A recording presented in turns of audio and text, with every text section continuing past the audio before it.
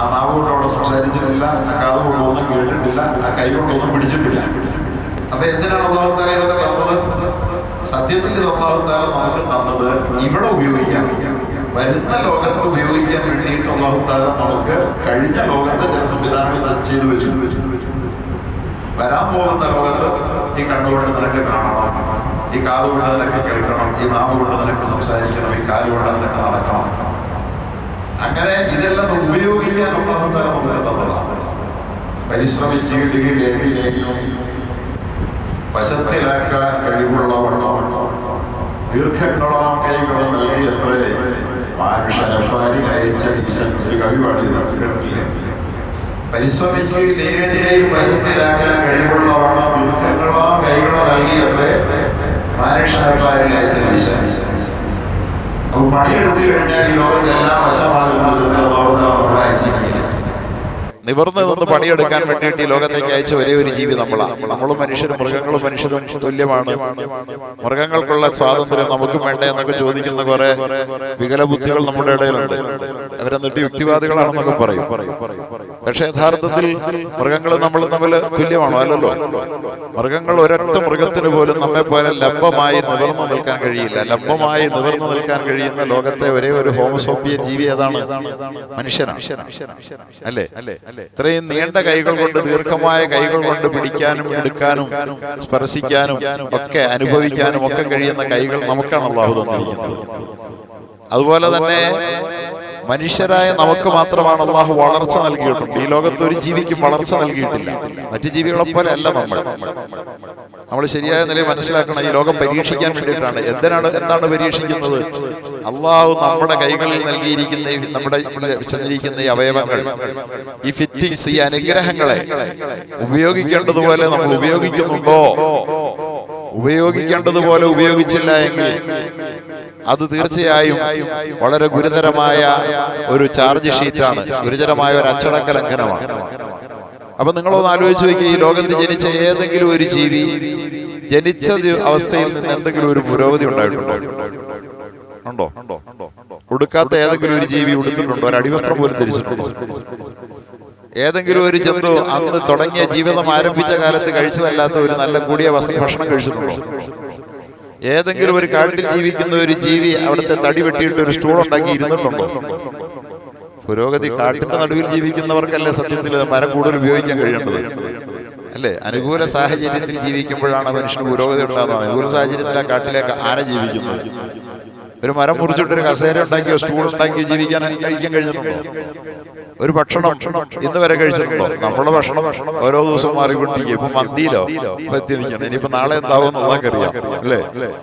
ഒരുപാട് പുതിയ ഭക്ഷണങ്ങൾ, ഒരുപാട് പുതിയ വസ്ത്രങ്ങൾ, ഒരുപാട് പുതിയ വാഹനങ്ങൾ, ഒരുപാട് പുതിയ വികാസങ്ങൾ, വളർച്ചകൾ മുഴുവൻ മനുഷ്യനാണ്. പുരോഗതി മുഴുവൻ മനുഷ്യനാണ്. വേറെ ഒരു ജീവിക്കും അല്ലാഹു തആല കൊടുത്തിട്ടില്ല. ഒന്നും ഇതുവരെ ഇതുവരെ ഒന്നും ഒരു ജീവി വളർന്നിട്ടില്ല. അപ്പൊ ജീവികളെ പോലെയല്ല നമ്മളെ അല്ലാഹു പ്രത്യേകമായി ഈ ലോകത്തേക്ക് അയച്ചിരിക്കുകയാണ്. നമുക്ക് തന്നിരിക്കുന്ന ഓരോ നിഅമത്തുകളെയും എങ്ങനെ ഉപയോഗിക്കുന്നു എന്ന് അല്ലാഹു പരീക്ഷിക്കുകയാണ്. ഹുവല്ലദീ ഖലഖൽ മൗത വൽ ഹയാത ലിയബ്ലുവകും അയ്യുക്കും അഹ്സനു അമലാ. അല്ലാഹു പരിശുദ്ധ ഖുർആനിൽ സൂറത്ത് തബാറക്കയിൽ പറയുകയാണ്, ഹുവല്ലദീ ഖലഖൽ മൗത വൽ ഹയാ. അവനാകുന്നു മരണവും ജീവിതവും സൃഷ്ടിച്ചത്. എന്തിനാ സൃഷ്ടിച്ചത്? ലിയബ്ലുവകും അയ്യുക്കും അഹ്സനു അമലാ. ആരാണ് ഇതിൽ നന്നായി പെർഫോം ചെയ്തതെന്നറിയാൻ, ഈ ലോകത്ത് ആരാണ് ഏറ്റവും മികച്ച നിലയിൽ പെർഫോമൻസ് കാഴ്ചവെച്ചതെന്നറിയാൻ വേണ്ടി, നല്ല പ്രവർത്തനങ്ങൾ ഏറ്റവും നന്നായി കാഴ്ചവെച്ചത് ആരെന്നറിയാൻ വേണ്ടിയിട്ട്. എല്ലാവരും എന്തെങ്കിലും നല്ലത് ചെയ്യും. കുറച്ചൊക്കെ നല്ലത് ചെയ്യാതെ ആർക്കും ജീവിക്കാൻ പറ്റില്ല. ഏറ്റവും മികച്ച പെർഫോമൻസ് കാഴ്ചവെച്ചത് ആരാണ്? റാങ്ക് ഹോൾഡേഴ്സ് ആരാണ്? ഡിസ്റ്റിങ്ഷൻ ആർക്കാണ്? ഫസ്റ്റ് ക്ലാസ്സുകാരാരാണ്? പാസ് മാർക്കുകാരാരാണ്? പരാജയപ്പെട്ടു പോയവരാരാണ്? ഇതൊക്കെ തീരുമാനിക്കാൻ വേണ്ടിയിട്ട് അല്ലാഹു തആല തന്നിരിക്കുന്ന ഒരു ജീവിതത്തിലൂടെ, ഒരു ലോക ജീവിതത്തിലൂടെ കടന്നുപോയിക്കൊണ്ടിരിക്കുന്ന നമ്മെ സംബന്ധിച്ചിടത്തോളം മനുഷ്യരായ നമ്മളെ അല്ലാഹു തആല അങ്ങനെ സൃഷ്ടിച്ചിരിക്കുന്നത്.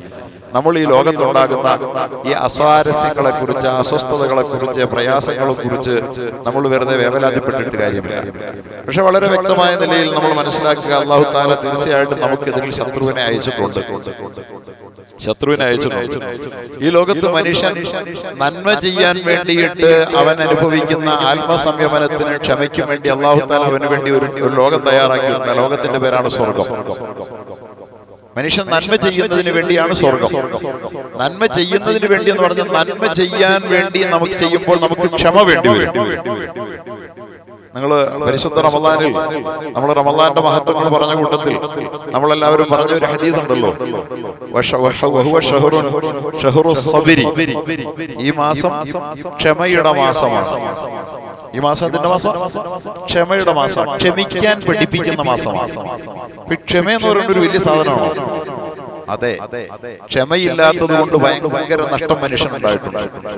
ക്ഷമയില്ലാത്തത് കൊണ്ട് വ്യക്തിക്ക് നഷ്ടം, ക്ഷമയില്ലാത്തത് കൊണ്ട് വീട്ടിൽ നഷ്ടം, ക്ഷമയില്ലാത്തത് കൊണ്ട് കൂട്ടുകാരെ നഷ്ടം, ക്ഷമയില്ലാത്തത് കൊണ്ട് നാട്ടിൽ നഷ്ടം, ക്ഷമയില്ലാത്തത് കൊണ്ട് രാജ്യത്തിൽ നഷ്ടം.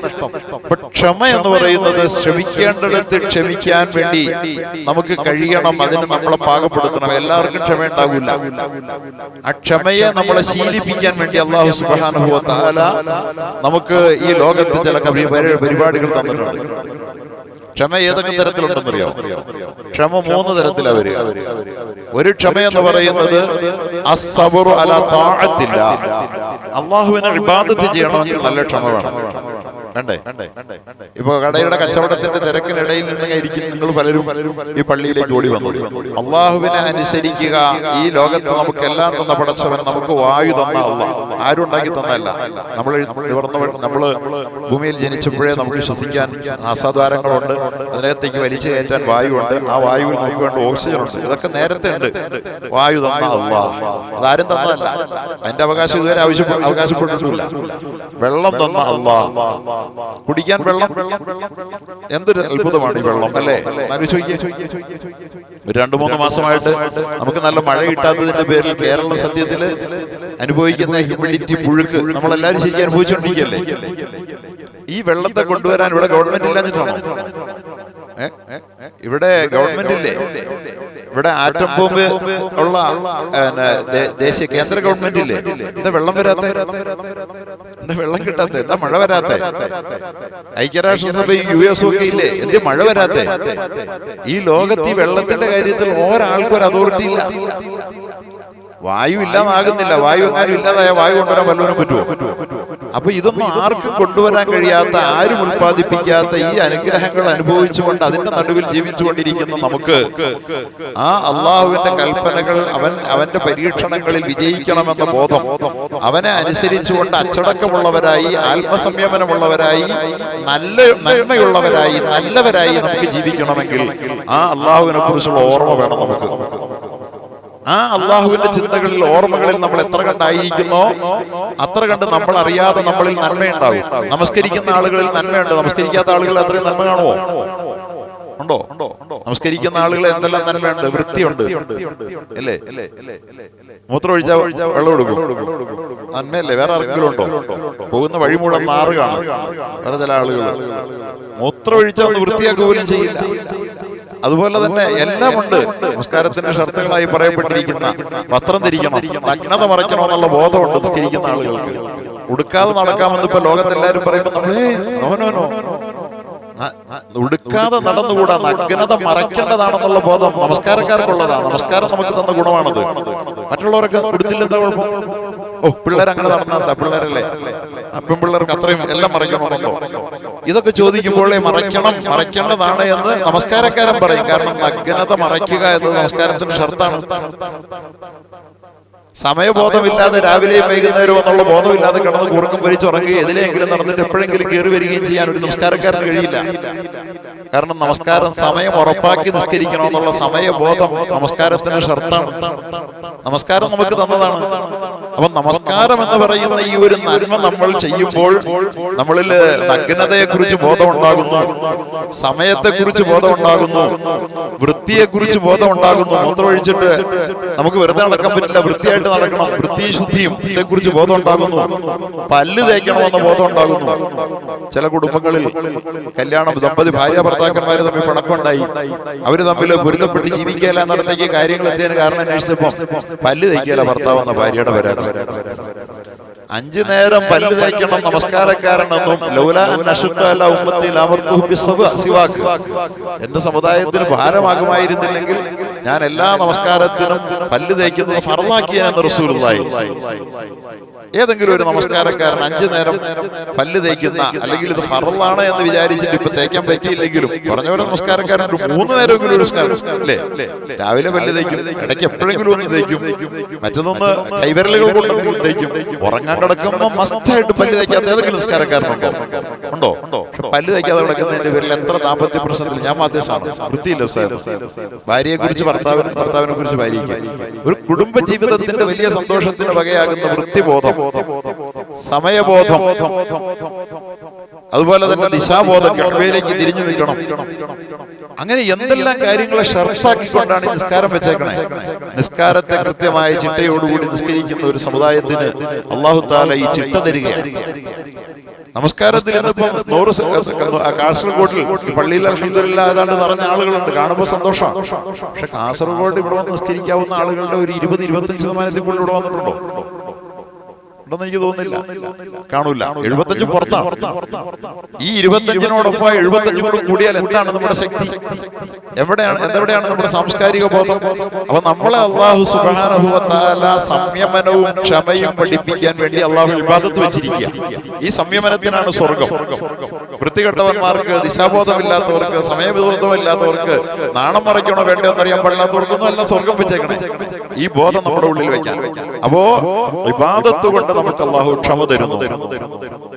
ഈ ലോകത്ത് ജീവിക്കുന്ന മുസ്ലിം ഉമ്മത്തിന് ക്ഷമിക്കേണ്ടടുത്ത് ക്ഷമിക്കാൻ, അതുപോലെ തന്നെ സംയമനപ്പെടേണ്ടടുത്ത് സംയമനപ്പെടാനുള്ളത് ഇബാദത്ത് കൊണ്ട്. അപ്പൊ ഇബാദത്ത് അനുഷ്ഠിച്ചുകൊണ്ട് നമ്മൾ ക്ഷമിക്കുന്നുണ്ടോ എന്ന് അല്ലാഹു ഒരു വശത്ത് നോക്കും. ക്ഷമ നമ്മൾ പഠിപ്പിക്കാൻ ഒന്ന് ഇബാദത്ത് അല്ലാഹു തആല വെച്ചിരിക്കുക. രാവിലെ കൂർക്കം വലിച്ച് ഉറങ്ങാൻ പോകുന്ന സുബഹിയുടെ സമയത്ത് അള്ളാഹുവിന്റെ പള്ളിയിൽ നിന്ന് ബാങ്കുവിളി കേൾക്കുന്നു. കൂർക്കം വലിച്ചുള്ള ഉറക്കത്തിനൊരു സുഖമുണ്ട്. പക്ഷെ അന്നേരം എഴുന്നേറ്റിട്ട് അള്ളാഹുവിന്റെ പള്ളിയിൽ ഒന്ന് സുബഹി നിസ്കരിച്ചിട്ട് വീട്ടിലെത്തി കഴിയുമ്പോൾ അന്നേരം അനുഭവിക്കുന്ന ഒരു സുഖം ആ ഉറങ്ങിയാൽ കിട്ടുന്നതിനേക്കാൾ 10 ഇരട്ടി സുഖം അല്ലേ? അതൊരു സുഖം വേറെയാ. ആ സുഖം ഇവന് കിട്ടിയിട്ടില്ല. സുബഹി നിസ്കരിച്ചിട്ട് രാവിലെ ഇറങ്ങി അടുത്ത കടയിൽ നിന്ന് ചെറിയൊരു ചായ, ഒരു കഷ്ണം ഫുഡൊക്കെ കഴിച്ചിട്ടായിരിക്കും പോകുന്നത്. ആ കൂട്ടുകാരുമായിട്ട് കണ്ട് സലാം പറഞ്ഞിട്ട് രാവിലെ എത്തിച്ചേരുമ്പോൾ കിട്ടുന്ന ഒരു ആത്മസുഖം, പക്ഷെ ശരീരസുഖം, ഇത് ഈ നിസ്കരിക്കാതെ ആ ഉറങ്ങിയ ആൾക്ക് കിട്ടിയ സുഖത്തെക്കാൾ എത്രയോ വലിയ സുഖമല്ലേ? അപ്പോ അല്ലാഹു സുബ്ഹാനഹു വ തആല നമ്മളെ നമസ്കാരത്തിലൂടെ, ഇബാദത്തിലൂടെ നോമ്പുവെപ്പിച്ചതിനാ ക്ഷമിക്കാൻ. നല്ല പൊരി ചൂടത്ത് ഈ കഴിഞ്ഞ റമദാൻ എന്ന് പറഞ്ഞാൽ ശരിക്കും നല്ല വെയിലിൽ ഇത്രയും വലിയൊരു തീക്ഷ്ണമായ ഒരു റമദാൻ ഉണ്ടായിരുന്നോ? പക്ഷേ ഒളുവിന്റെ സമയത്ത് നല്ല രുചിയുള്ള വെള്ളം തൊണ്ടയിലേക്ക് അറിയാതെ കടന്നു പോകാതിരിക്കാൻ ആരും കാണാതെ പിടിച്ചു നിർത്തുന്ന ഒരു ക്ഷമയുണ്ട്. ക്ഷമ എന്ന് പറയുന്നത് ഈ ലോകത്ത് മനുഷ്യന്റെ ജീവിതത്തിൽ, ഈ ലോകത്തിന് ഇന്ത്യൻ ജയിലുകളിൽ എത്ര പേര് കഴിയുന്നുണ്ടെന്ന് ചോദിച്ചാൽ ദശലക്ഷക്കണക്കിന് ആളുകളുണ്ട്. ഈ ജയിലിൽ കഴിയുന്ന മുഴുവൻ ആളുകളും ക്ഷമ നഷ്ടപ്പെട്ടു പോയതിന്റെ ജയിലിൽ പോയവരാ. ഏതോ ഒരു നിമിഷത്തിൽ സ്വയം പിടിച്ചു നിർത്താൻ കഴിയാതെ ക്ഷമ നഷ്ടപ്പെട്ടു പോയതിന്റെ പേരിലാണ് കുടുംബങ്ങൾ തകർന്ന് 10 ലക്ഷം പേരെങ്കിലും മിനിമം ഉണ്ട്. കുറഞ്ഞളവാ പറയുന്നത്. സംയമനം ശീലിക്കുക എന്ന് പറയുന്നത്, നമ്മളാരും ജയിലിൽ പോകാത്ത എന്താ? അല്പം ക്ഷമിക്കാനും നിയന്ത്രിക്കേണ്ടത് നിയന്ത്രിക്കാനും ഒക്കെ നമുക്ക് കഴിയാത്തതുകൊണ്ടാണ് നമ്മൾ റോഡേ നടക്കുന്നത്, അല്ലെ നമ്മളെ ഒത്തുകൊണ്ടി വരും. അപ്പോ ഇത് അല്ലാഹു സുബ്ഹാനഹു വ തആല ഇബാദത്തിലൂടെ, റമദാൻ മാസത്തിൽ നമ്മുടെ തൊണ്ടയിലൂടെ ഒരു തുള്ളി വെള്ളം ഇറങ്ങാതെ പിടിച്ചു നിർത്താൻ കഴിഞ്ഞ ഒരു സംയമന ശീലമുണ്ട്. ആ സംയമന ശീലം ഇന്ത്യയുടെ പ്രധാനമന്ത്രി പറഞ്ഞാൽ നമ്മൾ കേൾക്കുമോ? ഞാൻ ചോദിക്കുകയാണ്. നരേന്ദ്രമോദി പറഞ്ഞിരിക്കുന്നു, ഇന്ന് ഉച്ചയ്ക്ക് ആരും തൊണ്ടയിലൂടെ ഒരു തുള്ളി വെള്ളം പോലും ഇറക്കരുതെന്ന് നരേന്ദ്രമോദിയുടെ ഓർഡർ ഉണ്ടെന്ന് പറഞ്ഞാൽ ആരെങ്കിലും ഒരു തുള്ളി വെള്ളം കുടിക്കാതെ ഇന്ത്യ രാജ്യത്ത് ഒരാൾ വെള്ളം കുടിക്കാതിരിക്കുമോ?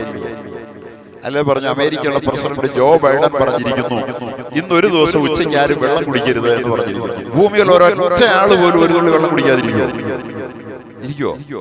ആരും കാണാത്ത, ഒരു സൈനിക ശേഷിയും ഇല്ലാത്ത, ഒരു അധികാരമില്ലാത്ത അദൃശ്യനായ അള്ളാഹു പറഞ്ഞു എന്നതിന്റെ പേരിൽ പരിശുദ്ധമായ റമദാൻ മാസത്തിന്റെ നട്ടുച്ച സമയത്ത് പോലും, നല്ല ദാഹമുള്ള സമയത്ത് തൊണ്ടയിലേക്ക് അറിയാതെ ഇറങ്ങിപ്പോകുന്ന ആ വെള്ളത്തെ തൊണ്ട വിട്ട് കടക്കാതെ പിടിച്ചു നിർത്തിയ ഒരു സംയമന ശേഷിയുണ്ട്.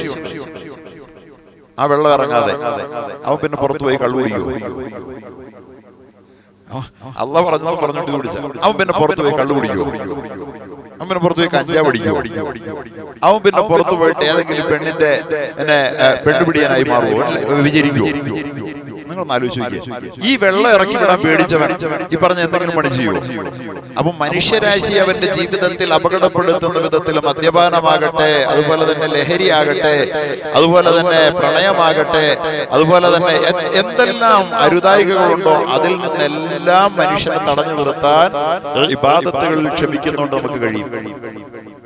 ക്ഷമ വേണം, ക്ഷമ പഠിപ്പിക്കുകയാണ് നമ്മുടെ മനസ്സിനെ, ആത്മാവിനെ ക്ഷമയുടെ ശീലങ്ങളിലൂടെ നമ്മുടെ ഇബാദത്ത് കൂട്ടിക്കൊണ്ടുപോയിക്കൊണ്ടിരിക്കുക. ഓരോ ദിവസവും നമ്മൾ അതിൽ വിജയിച്ചുകൊണ്ടിരിക്കുക. സ്വർഗത്തിലേക്ക് നമ്മുടെ ആത്മാവ് പാകപ്പെടുത്തി എടുത്തുകൊണ്ടിരിക്കുകയാണ്. ഒരു വശത്ത് നമ്മൾ ഇബാദത്തിൽ ക്ഷമിക്കണം. ഒന്നെങ്കിൽ രണ്ടാമത് നമ്മൾ ക്ഷമിക്കേണ്ടത് ഹറാമുകളിൽ നിന്ന് മാറി നിൽക്കാനുള്ള ക്ഷമയാണ്. നേരത്തെ പറഞ്ഞതുപോലെ മദ്യപിക്കരുത് എന്ന് പറയുമ്പോൾ എല്ലാവരും കുടിക്കുന്നുണ്ട്, പിന്നെ ഞങ്ങൾക്ക് കുടിച്ചാന്താ, അതിനൊരു ക്ഷമ വേണം. പെണ്ണുപിടിക്കരുതെന്ന് വ്യഭിചരിക്കരുതെന്ന് പറയുമ്പോൾ എല്ലാവരും ആകുന്നുണ്ടല്ലോ, അതിനെന്താ കുഴപ്പം? അന്യ സ്ത്രീയും പുരുഷനും തമ്മിൽ പരസ്പരം സ്പർശിക്കരുത്. അപ്പൊ കോളേജിലും സ്കൂളുകളിലും ഒക്കെ അങ്ങനെയൊന്നും അല്ലല്ലോ. അന്യ സ്ത്രീകളുമായി താല്പര്യപൂർവ്വം തുറിച്ചു നോക്കരുത്, എല്ലാരും നോക്കുന്നുണ്ടല്ലോ, പിന്നെ ഞങ്ങൾക്ക് എന്താ കുഴപ്പം? ഹറാമുകളിൽ നിന്ന് വിട്ടു നിൽക്കാൻ ഒരു സംയമനം വേണം. ഇന്ന് ആധുനിക ലോകത്തെ കുറിച്ച് അള്ളാഹുവാണ് പറഞ്ഞത് നമ്മളോടിത്. ഇന്ന് മുസ്ലിമീങ്ങളായ ആളുകൾക്ക് പോലും ഈ കാര്യത്തിൽ യാതൊരു ശ്രദ്ധയില്ല.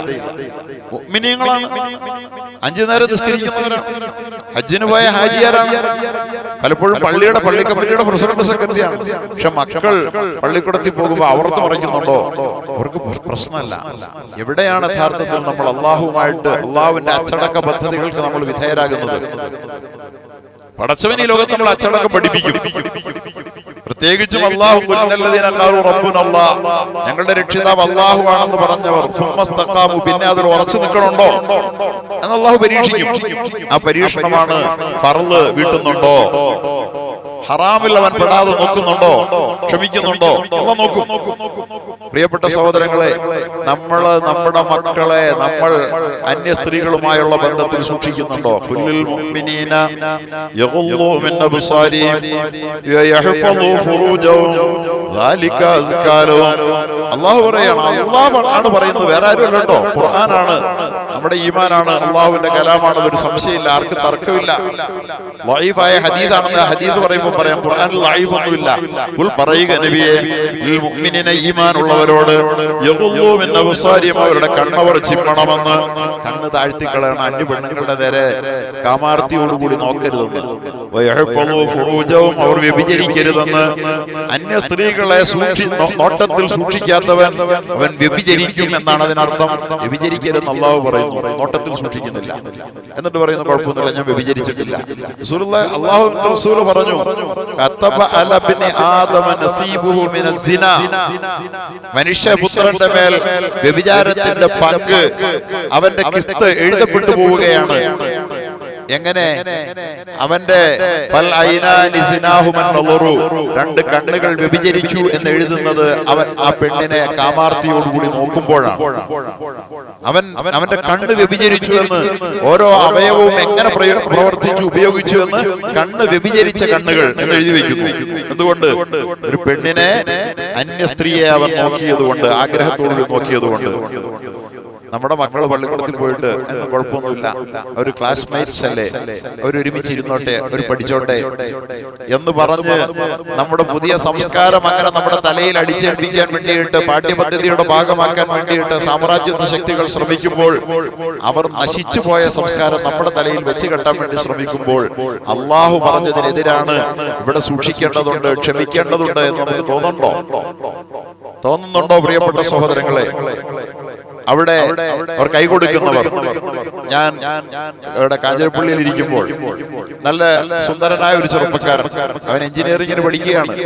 ആ പയ്യൻ വന്നിട്ട് എന്നോട് ചോദിച്ചു, ഉസ്താദെ, കോളേജിന്റെ മാനേജ്മെന്റ് പേഴ്സണാലിറ്റി ഡെവലപ്മെന്റ് കോഴ്സിന്റെ ഭാഗമായിട്ട് എന്നോട് ആവശ്യപ്പെടുന്നത് അപ്പുറത്തെട്ടു പെൺകുട്ടികൾ, ഇവിടെ ആൺകുട്ടികൾ പരസ്പരം കൈ കൊടുക്കണം, ഷെയ്ക്ക് ഹാൻഡ് ചെയ്യണം എന്നാണ് ആവശ്യപ്പെടുന്നത്. അങ്ങനെ ചെയ്യാമോ? ഞാൻ പറഞ്ഞു, ചെയ്യാൻ പാടില്ല. പെൺകുട്ടികളും ആൺകുട്ടികളും തമ്മിൽ ആ പള്ളിക്കൂടം പഠിപ്പിക്കുകയാണ്. ആ പള്ളിക്കൂടത്തിലേക്ക് നമ്മുടെ മക്കളെ പറഞ്ഞു വിടാനോ ആ പഠന പദ്ധതിയുടെ ഭാഗമായിട്ട് കൈ കൊടുത്തോ കുഴപ്പമൊന്നുമില്ല എന്ന്. അവിടെ 4 വട്ടം കൈ കൊടുത്ത ഈ നമ്മുടെ ചെറുപ്പക്കാരന് പിന്നെ ഏത് പെണ്ണിനും കൈ കൊടുക്കാൻ മടി തോന്നുമോ? ആ കൈ കൊടുക്കാതെ പിടിച്ചു നിർത്തിയതിന്റെ പേരിലാണ് നമുക്കിന്നൊരു അന്യ പെണ്ണിന്റെ ദേഹത്ത് കൈവയ്ക്കാൻ മടി തോന്നുന്നത്. പ്രിയപ്പെട്ടവരെ, നമ്മുടെ പരിശുദ്ധ ദീനിന്റെ അച്ചടക്ക സംഹിതകളെ മുഴുവൻ തകർക്കുമ്പോൾ ഹറാമുകളിൽ നീ പോകരുത്. നിന്റെ ഹറാമുകളിൽ പിടിച്ചു നിൽക്കാനുള്ള നിന്റെ സംയമന ശേഷി. മനുഷ്യന്റെ രണ്ട് കാതുകൾ സിനാഹുമ, അതിന്റെ വ്യഭിചാരം ഏതാണെന്നറിയാമോ? കാതിന്റെ വ്യഭിചാരം ഒരു അന്യ പെണ്ണിന്റെ കൊഞ്ചലുകൾ കേൾക്കലാണ്. മൊബൈൽ ഫോണുകളിൽ രാപ്പകൽ ഭേദമില്ലാതെ സ്വകാര്യ നിമിഷങ്ങളിൽ തന്റെ ക്ലാസ്മേറ്റായ കോളേജ് മേറ്റായ പെൺകുട്ടിയുടെ അവളുടെ പ്രണയാതുരമായ വർത്തമാനങ്ങൾ കേൾക്കുന്നവൻ സംയമനം നഷ്ടപ്പെടുത്തിയവനാണ്, അച്ചടക്കം കളഞ്ഞവനാണ്, അള്ളാഹുവിന്റെ അച്ചടക്ക പദ്ധതിയെ തെറുത്തു തോൽപ്പിച്ചവനാണ്. അള്ളാഹുവിന്റെ അളവ് അവന് വരും. കാരണം അവന് സ്വർഗം കൊടുക്കാമെന്ന് അള്ളാഹു ഏറ്റിരിക്കുന്നത് അവൻ അച്ചടക്കം പാലിക്കാമെന്ന് ഉറപ്പില്ല, ക്ഷമിക്കാമെന്ന് ഉറപ്പിലാണ്, അവൻ അച്ചടക്കം കൊടുക്കാമെന്ന് ഉറപ്പില്ല. അപ്പൊ രണ്ട് തരത്തിൽ അവനിത് ചെയ്യുന്നില്ല. മദ്യപാനത്തിന് വേണ്ടി കമ്പനി കൂടുമ്പോ പ്രിയപ്പെട്ട സഹോദരങ്ങളെ, കള്ളുകൂടി പാർട്ടിയുടെ ഭാഗമായി ചേരാൻ നമുക്കിന്ന് മടിയില്ല, നമ്മുടെ മക്കൾക്ക് മടിയില്ല. എത്ര മക്കൾ പിടിച്ചു നിൽക്കും? അതൊക്കെ പണ്ട് മല്ലാക്കന്മാര് പറഞ്ഞതാ. അതിനൊക്കെ ഇന്ന് സ്ഥാനമുണ്ടോ? അവൻ ആലോചിക്കുന്നുണ്ടോ അള്ളാഹുവിന്റെ ഖുർആനാണെന്ന് പറഞ്ഞതെന്ന്? വ്യഭിചരിക്കരുത്, അന്യ സ്ത്രീയെ തുറിച്ചു നോക്കരുതെന്ന്, അവളുമായി ചേർന്നിരിക്കരുതെന്ന്, അവളുടെ ശരീരവുമായി നീ സ്പർശിക്കരുതെന്ന് അള്ളാഹുവാണ് പറഞ്ഞതെന്ന് അവൻ ഓർക്കുന്നുണ്ടോ? പ്രിയപ്പെട്ടവരെ, അങ്ങനെ ജീവിച്ചവർ, അച്ചടക്കമില്ലാതെ ജീവിച്ചവരൊക്കെ ഈ ലോകത്ത് കൊലഞ്ഞു. നിങ്ങൾക്കറിയാമോ? ഇത് ഞാൻ പറയുന്നത് എന്തെന്ന് ചോദിച്ചാൽ, നമ്മളുടെ ഈ ക്ഷമാപരിശീലന പദ്ധതി ഇവിടെ നടന്നുകൊണ്ടിരിക്കുകയാണ്. അള്ളാഹുവിന്റെ പദ്ധതി. ഇപ്പൊ നമ്മൾ ക്ഷമയിലാണ്, വലിയ സങ്കടത്തിലാണ്. ക്ഷമിച്ചേ പറ്റൂ എന്നൊരു ഗതികേടിലാണ് ഇന്ത്യ രാജ്യത്തെ മുസ്ലിമാൻ. ഫർള് നിസ്കരിക്കുന്ന കാര്യത്തിൽ അവനിക്ക് ക്ഷമ പ്രയാസമാണ്. ഹറാമുകളിൽ നിന്ന് മാറി നിൽക്കുന്നിടത്ത് ക്ഷമിക്കാൻ പ്രയാസമാണ്. എന്നാൽ നിന്നെ ഞാൻ ക്ഷമ പഠിപ്പിക്കും. ക്ഷമ പഠിപ്പിക്കാനുള്ള പദ്ധതി പടച്ചവനുണ്ട്. ഇവിടെ നമ്മളുടെ ഇടയിൽ നടന്നുകൊണ്ടിരിക്കുന്ന പല സംഭവങ്ങളും നമ്മൾ ക്ഷമിപ്പിക്കുകയാണ്. ഇപ്പൊ നമ്മൾ കേൾക്കുന്ന പല വർത്താനങ്ങൾ കേൾക്കുമ്പോ എങ്ങനെ ക്ഷമിക്കാതിരിക്കാൻ പറ്റും? മനസ്സില്ലാ മനസ്സോടെ അങ്ങ് ക്ഷമിക്കുകയാണ്. ക്ഷമിക്കാൻ നമ്മൾ പഠിപ്പിക്കുന്ന ദുരനുഭവങ്ങളും ദുരന്താനുഭവങ്ങളും നമ്മുടെ ഇടയിൽ പടച്ചതമ്പുരാൻ സൃഷ്ടിക്കുന്നത് നമ്മൾ അല്ലാതെ സ്വയം ക്ഷമ പഠിക്കാത്തത് കൊണ്ടാണ്. അള്ളാഹുവിന്റെ പദ്ധതികളിലൂടെ നമ്മൾ ക്ഷമ പഠിച്ചില്ലെങ്കിൽ മൂന്നാമത്തെ ക്ഷമ, ഒന്നാമത്തെ ക്ഷമ അള്ളാഹുവിന്റെ താഅത്തിലുള്ള ക്ഷമ, രണ്ടാമത്തേത് മഅസിയത്തിലുള്ള ക്ഷമ, പാപകർമ്മങ്ങൾ ചെയ്യുന്നതിൽ നിന്ന് വിട്ടുനിൽക്കാൻ വേണ്ട ക്ഷമ. ഈ രണ്ട് ക്ഷമകളിലൂടെ മനുഷ്യന് പ്രയാസമില്ലാത്ത ക്ഷമ അവൻ പഠിച്ചാൽ അത് മതി അവന് അള്ളാഹുവിന്റെ കാവലിലാകാൻ. ക്ഷമിക്കുന്നവർക്ക് ഇന്നല്ലാഹ മഅസ്സാബിരീൻ, തീർച്ചയായും അള്ളാഹു ക്ഷമിക്കുന്നവരോടൊപ്പമാണ് എന്ന് പറഞ്ഞാൽ എന്താ അർത്ഥം? അള്ളാഹു നമ്മുടെ ഒപ്പം വരണമെങ്കിൽ നമ്മൾ ക്ഷമിക്കണം. ക്ഷമയിൽ ഒന്നാമത്തേത് ഫർളായ ഇബാദത്തുകളിൽ വീഴ്ച വരുത്താതിരിക്കാനുള്ള ക്ഷമ. ഏത് കച്ചവടത്തിലെങ്കിലും ലോഹർ നിസ്കാരത്തിന് വരണം, അസർ നിസ്കാരത്തിന് വരണം, ഏത് ഉറക്കത്തിന്റെ നടുവിലും സുബ്ഹി നമസ്കാരത്തിന് വരണം. ഫർളിനുള്ള ക്ഷമ, രണ്ടാമത് ഹറാമിൽ നിന്ന് വിട്ടുനിൽക്കാനുള്ള ക്ഷമ. ഈ രണ്ട് ക്ഷമയെ ഭംഗിയായി നമ്മൾ കൈകാര്യം ചെയ്താൽ, അതിലൂടെ നമ്മൾ ക്ഷമ പഠിച്ചാൽ പിന്നെ വേറെ വലിയ ക്ഷമയൊന്നും അല്ലാഹു തആല വേറെ ക്ഷമയുടെ വഴികൾ വെച്ച് നമ്മൾ പരീക്ഷിക്കില്ല. പ്രിയപ്പെട്ടവരെ, ഈ വഴികൾ നമ്മൾ സൂക്ഷിച്ചില്ലെങ്കിൽ അതിന്റെ നഷ്ടം ആർക്കാണ്? നമ്മുടെ മക്കൾ എന്തിനാ ക്ഷമിക്കണത്? എന്തിനാണ് ഈ ഖുർആന്റെ അല്ലെങ്കിൽ മതത്തിന്റെ അച്ചടക്കത്തിന്റെ അതിർവരമ്പുകളിൽ എന്തിനാ ഒതുങ്ങുന്നത് എന്നൊക്കെ ചോദിച്ച് ഇതിനെ വെല്ലുവിളിച്ച സമൂഹങ്ങൾ ലോകത്ത് എവിടെ എത്തിയെന്ന് നിങ്ങൾക്ക് അറിയണമെങ്കിൽ നോക്കൂ. ഇത് 1996 ഞാൻ നേരിട്ട് അന്ന് വായിച്ച ഒരു പത്രം കട്ടിങ്. ഇപ്പൊ 2024 എത്ര വർഷമായി? 30 കൊല്ലം മുമ്പ് ഞാൻ വായിച്ച ഒരു പത്രത്തിന്റെ പ്രാധാന്യം കണക്കിലെടുത്തിട്ട് ഞാൻ അന്ന് കട്ട് ചെയ്ത് വെച്ചതാണ്. 30 കൊല്ലം മുമ്പ്. മനസ്സിലായോ? എന്താണ് മലയാള മനോരമയിൽ വന്ന ഈ പത്രത്തിൽ എഴുതിയിരിക്കുന്നതെന്ന് കണ്ടോ? പിതൃത്വമില്ലാത്ത സന്തതികൾ. പിതൃത്വമില്ലാത്ത സന്തതികൾ ആരെയും വിളിച്ചേക്കുന്നറിയോ? അമേരിക്കക്കാരെ കുറിച്ച്. അമേരിക്ക പിതാക്കന്മാർ നഷ്ടപ്പെട്ട സമൂഹമാണ്. അച്ഛനെ അറിയാത്ത സന്തതികൾ, മക്കളെ കണ്ടിട്ടില്ലാത്ത പിതാക്കന്മാർ, ലൈംഗിക അരാജകത്വവും അതുവഴി രാജ്യനാശവും വരുത്തി വെക്കുന്ന ഈ പുതുജീവിത ശൈലിയുടെ ചിത്രീകരണം വഴി വായനയിൽ തീ കോരിയിടുന്ന ഒരു ഗ്രന്ഥം ഫാദർലെസ് അമേരിക്ക, ഡേവിഡ് ബ്ലാങ്കൻഹോണിന്റെ ഈ ബെസ്റ്റ് സെല്ലറെ പറ്റിയാണ് ഈ ആഴ്ച മനോരമ പരിചയപ്പെടുത്തുന്നത് എന്ന് പറഞ്ഞുകൊണ്ട് അവിടുത്തെ ഒരു പുസ്തകത്തിന്റെ പേരാണ് ഡേവിഡ് ബ്ലാങ്കൻഹോൺ. ആ പുസ്തകം എടുത്ത അമേരിക്കയുടെ പ്രസിഡന്റ് ടിവിക്ക് മുമ്പിൽ വന്ന് പൊട്ടിക്കരഞ്ഞു. പ്രസിഡന്റ് പേരെന്താണെന്നറിയോ? Bill Clinton. കേട്ടിട്ടില്ലേ? അയാള് ഈ കൊള്ളരുതായികയുടെ ഏറ്റവും വലിയ ആളാണെന്നറിയാമല്ലോ. അറിയാവല്ലോ. പരസ്യമായി തന്റെ സ്വകാര്യ മുറിയിൽ വെച്ച് ഒരു സ്റ്റെനോയുമായി അവിഹിത ബന്ധം നടത്തി പിടിച്ചു ലോകത്തിന്റെ മുഴുവൻ മുമ്പിൽ നാറിയ പ്രസിഡന്റ് ഈ പുസ്തകം വായിച്ചിട്ട് അമേരിക്കയുടെ മുമ്പിൽ വന്നത് പൊട്ടിക്കരഞ്ഞു എന്റെ രാജ്യത്തിന്റെ ദുരന്തത്തെ കുറിച്ച് ഓർത്ത്. എന്താണ് കാരണം? ലൈംഗിക അരാജകത്വവും അതുവഴി രാജ്യനാശവും വരുത്തി വെക്കുന്ന പുതുജീവിത ശൈലി. ആ ജീവിത ശൈലി സ്വീകരിക്കരുതേ മക്കളെ എന്നാണ് അള്ളാഹുവിന്റെ ഖുർആൻ പറഞ്ഞത്. ആ ഗതികേട് ഇസ്ലാം നിലനിൽക്കുന്ന രാജ്യങ്ങളിൽ അടുത്ത കാലം വരെ ഉണ്ടായിരുന്നില്ല. ഗൾഫ് നാടുകളിലില്ല, നമ്മുടെ കേരളക്കരയിലില്ല. ഇസ്ലാമിക ജീവിതത്തിന്റെ ചുറ്റുപാടുകളിൽ കെട്ടുപാടുകളിൽ അച്ചടക്കത്തിൽ നമ്മുടെ മക്കളെ മദ്രസകളിൽ പഠിപ്പിച്ച് പള്ളികളിൽ പരിശീലിപ്പിച്ച് ഇബാദത്ത് ചെയ്യുന്ന ശീലമുള്ളവരാക്കി ഹറാമുകളിൽ നകന്നു നിൽക്കുന്ന ശീലം വരുത്തി ജീവിച്ചടത്ത് ഈ ഗതികേടൊന്നും ഉണ്ടായിരുന്നില്ല. അങ്ങനെ 10,000-കണക്കിന് കുഞ്ഞുങ്ങൾ അമേരിക്കയിൽ പിതാക്കന്മാരെ അറിയാതെ ജനിച്ചു വീഴുകയും വളർന്നു വരികയും ചെയ്യുന്നു.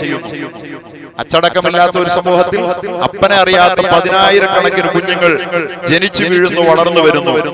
അതിനകത്ത് ക്രിമിനൽ കുറ്റം ചെയ്ത 6 വയസ്സുകാരൻ ജോസഫ് ചാനിയുടെ വിചാരണയാണ് ഈ പഠനത്തിലേക്ക് ഒരു പത്രപ്രവർത്തകനെ നയിച്ചത്. ജോസഫിന്റെ പിതാവ് എയ്ഡ്സ് വന്ന് മരിച്ചു. മറ്റൊരു കുട്ടിയുടെ പിതാവ് ജയിലിലാണ്. 3ാമത്തെ കുട്ടിയുടെ പിതാവ് മറ്റൊരു ഭാര്യയെ സ്വീകരിച്ച് എവിടെയോ ജീവിക്കുന്നു.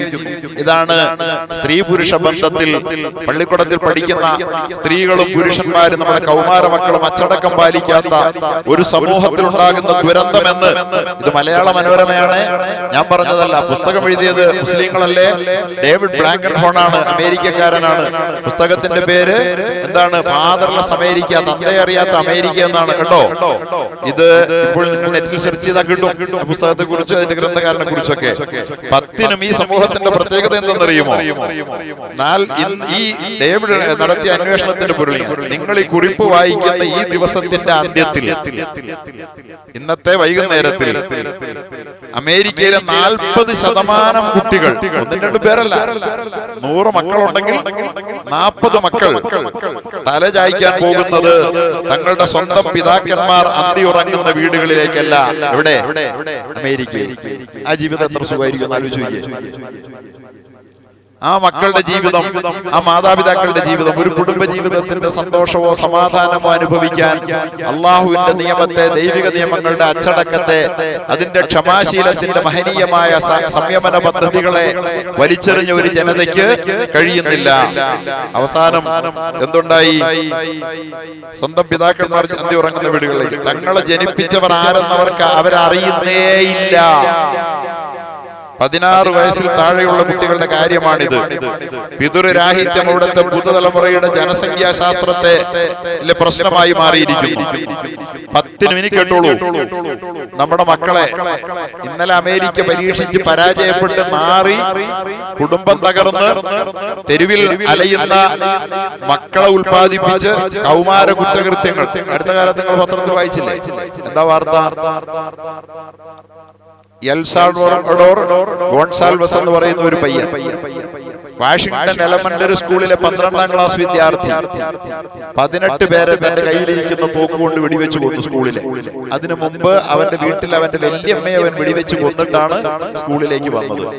ഒരാളെ വെടിവെച്ചിട്ട് അയാൾ പിടഞ്ഞു വീണ് മരിക്കുന്ന കാഴ്ച കണ്ടാൽ ഒരുമാതിരി മനുഷ്യന്റെ ഒരു കുഞ്ഞിന് അതുകൊണ്ട് പേടിച്ചവൻ ഓടുകയല്ലേ ചെയ്യണേ. അവൻ ആ തോക്കും കൊണ്ട് പിന്നെ പള്ളിക്കൂടത്തിൽ വന്നിട്ട് 18 പേരെയും കൂടെ വെടിവെച്ച് കൊന്നു. ഈ മാതിരി സാധനങ്ങളാണ് മക്കളെന്ന് പറഞ്ഞുകൊണ്ട് അമേരിക്കയിൽ പിറവി കൊള്ളുന്നത്. എന്താണ് അതിന് കാരണം? ഈ അച്ഛനറിയാത്ത മക്കളെ ഉൽപ്പാദിപ്പിച്ച അമ്മമാർ, ഈ അമ്മമാരിലൂടെ, സ്ത്രീകളിലൂടെ ഇത്തരം മക്കൾക്ക് ജന്മം നൽകിയ അച്ഛന്മാർ, ദൈവികമായ അച്ചടക്ക പദ്ധതികൾ അധികപ്പറ്റാണെന്ന് വിചാരിച്ചവർ അവിടെ സമൂഹത്തിൽ. എന്നിട്ട് പറയും, നിങ്ങൾ കേട്ടോളി, 10നും 16നും മധ്യേ പ്രായമുള്ള പെൺകുട്ടികൾ കുറഞ്ഞത് 1000 തവണയെങ്കിലും ബോയ് ഫ്രണ്ടിന്റെയും മറ്റ് അജ്ഞാതരുടെയും ലൈംഗിക പീഡനത്തിന് വിധേയമാകുന്നു. എത്ര വയസ്സ്? 10നും 16നും ഇടയിൽ പ്രായമുള്ള പെൺകുട്ടികൾ കുറഞ്ഞത് 1000 തവണയെങ്കിലുമെന്ന്. 10നും 16നും ഇടയിൽ പ്രായമുള്ള 1000 തവണ ലൈംഗികമായ ബന്ധത്തിന് ഇടയാകണമെങ്കിൽ ഭാര്യ ഭർത്താക്കന്മാർക്കിടയിൽ അത്രയും ബന്ധം ഉണ്ടാവില്ല. ഒരു രാജ്യത്തിന്റെ ഗതികേടാണ്. ആ സമൂഹത്തിലാണ് ഉണ്ടാകുന്നത് കണക്ക്. അമ്മയ്ക്കും മകൾക്കും ബോയ് ഫ്രണ്ട് പലപ്പോഴും ഒന്നാണ്. ഇങ്ങനെ പെറ്റുപെരുകുന്ന പുത്തൻ തലമുറ മദ്യത്തിന്റെയും മയക്കുമരുന്നിന്റെയും കൊലപാതകത്തിന്റെയും അക്രമത്തിന്റെയും ഏജന്റുമാരായി മാറുന്നു എന്ന് അദ്ദേഹം വിവരിക്കുന്നു. 2000 ആണ്ടിന്റെ തുടക്കത്തിൽ 2 തുല്യതരക്കാർ അമേരിക്കയിൽ ഉണ്ടാവും. പിതാക്കന്മാരെ അറിയുന്ന 50%, പിതാക്കന്മാരെ അറിയാത്ത 50%. പിതാക്കന്മാരെ അറിയാത്ത 50%ത്തിന്റെ സംസ്കാരമാണ് അവിടെ തഴച്ചു വളരുന്നത്. ഈ പ്രവണത തടയുന്നില്ലെങ്കിൽ അടുത്ത നൂറ്റാണ്ടിന്റെ ഒടുവിൽ അമേരിക്ക പിതാക്കന്മാരെ അറിയാത്ത ജനതയുടെ രാഷ്ട്രമായി മാറുമെന്നാണ് ബ്ലാങ്കൻഹോൺ നൽകുന്ന അപകട സൂചന. അതുകൊണ്ട് അമ്മയോട് ചേർന്ന് നിന്ന് കുഞ്ഞിനെ വളർത്താൻ പിതാവും ഊർജം നൽകുക എന്ന് പറഞ്ഞു. ഞാൻ പറഞ്ഞത് ഈ നമ്മളോട് പരിശുദ്ധ ഇസ്ലാമിക സമൂഹത്തിന്റെ പണ്ഡിതന്മാരും നേതാക്കന്മാരും ഉലമാക്കളും സാലിഹ്യങ്ങളും നമ്മളോട് പറഞ്ഞു തരുന്ന ഈ അച്ചടക്കമുള്ള ക്ഷമയുള്ള ഈ ജീവിതത്തെ കുറിച്ച് നമ്മളോട് പറഞ്ഞു തരുന്നത് ഈ മാതിരി ദുരന്തത്തിലേക്ക് നമ്മളൊരു തലമുറ പോകാതിരിക്കാനാണ്. അത് മനസ്സിലാക്കാൻ നമുക്ക് കഴിയണം. അപ്പൊ ഈ 2 തരം അച്ചടക്ക പദ്ധതികൾ നമ്മൾ പാലിക്കുന്നില്ലെങ്കിൽ, ക്ഷമാ പദ്ധതികൾ നമ്മൾ പരിപാലിക്കുന്നില്ലെങ്കിൽ, പിന്നെ അല്ലാഹു തആല ചെയ്യുന്ന പരിപാടി എന്താണെന്നറിയോ? മൂന്നാമത് നമ്മൾ ക്ഷമിപ്പിക്കാൻ. വലനബ്ലുവന്നകും ബിശൈഇൻ മിനൽ ഖൗഫി വൽ ജൂഇ വനഖ്സിൻ മിനൽ അൻഫുസി വമിനൽ അംവാലി വൽ അൻഫുസി വസ്സമറാത് വബശ്ശിരിസ് സാബിരീൻ അല്ലദീന ഇദാ അസാബത്തുഹും മുസീബത്തുൻ ഖാലൂ ഇന്നാ ലില്ലാഹി വഇന്നാ ഇലൈഹി റാജിഊൻ أولئك عليهم صلوات من ربهم ورحمة وأولئك هم المهتدون. അല്ലാഹു പറയാ, ലനബ്ലുവന്നകും, തീർച്ചയായും നിങ്ങൾ ഞാൻ തന്ന പരിപാടികൾ കൊണ്ട് നിങ്ങൾ ക്ഷമ പഠിക്കുന്നില്ലെങ്കിൽ, സംയമനം ശീലിക്കുന്നില്ലെങ്കിൽ, സ്വർഗത്തിന്റെ യോഗ്യത ഉള്ളവരായി മാറുന്നില്ലെങ്കിൽ, പൊട്ടിത്തെറിക്കുന്നവർക്ക്, ആത്മനിയന്ത്രണം നഷ്ടപ്പെട്ടവർക്ക് സ്വർഗമില്ല. സലാമുൻ ഖൗലൻ മിർ റബ്ബിർ റഹീം. അവിടെ കാണുന്നിടത്തെല്ലാം സമാധാനം മാത്രമേ ഉള്ളൂ. ആരുടെ നാക്കിൽ നിന്നും സലാമേ വരൂ. ഏത് ഒരാള് എന്തെങ്കിലും പറയുന്നത് കേട്ടാലും കേട്ടു നിൽക്കുന്നവന് സന്തോഷവും സമാധാനവുമേ ഉണ്ടാവുകയുള്ളൂ. സലാമുൻ ഖൗലൻ മിർ റബ്ബിർ റഹീം. വംതാസുൽ യൗമ അയ്യുഹൽ മുജ്രിമൂൻ. ക്രിമിനലുകൾ, കുറ്റവാളികൾ അങ്ങ് മാറി നിന്നേരെ എന്ന് പറയും. ഒരൊറ്റ ക്രിമിനലിനും അവിടെ ഇടമില്ല. വായിൽ നിന്ന് വർത്തമാനമായി എന്തെങ്കിലും വെളിയിൽ വന്നാൽ അത് ആളുകൾക്ക് സമാധാനം നൽകുന്നതായിരിക്കും സ്വർഗത്തിൽ.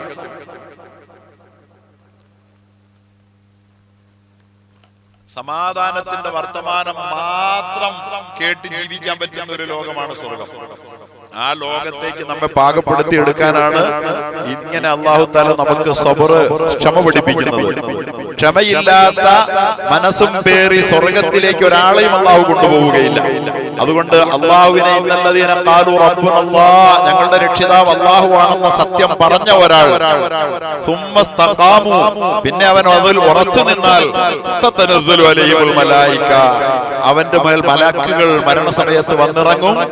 അല്ലാ തഖാഫു വലാ തഹ്സനു, നിങ്ങൾ പേടിക്കണ്ട, ഖേദിക്കണ്ട എന്ന് പറഞ്ഞുകൊണ്ട്, വബിശുറു ബിൽ ജന്ന, ഇതാ നിങ്ങളുടെ സ്വർഗം എന്ന് പറഞ്ഞുകൊണ്ട് സ്വർഗത്തിന്റെ മുമ്പിലുള്ള മറകൾ നീക്കി കാണിച്ചുകൊണ്ട് നമ്മളെ സ്വാഗതം ചെയ്യും.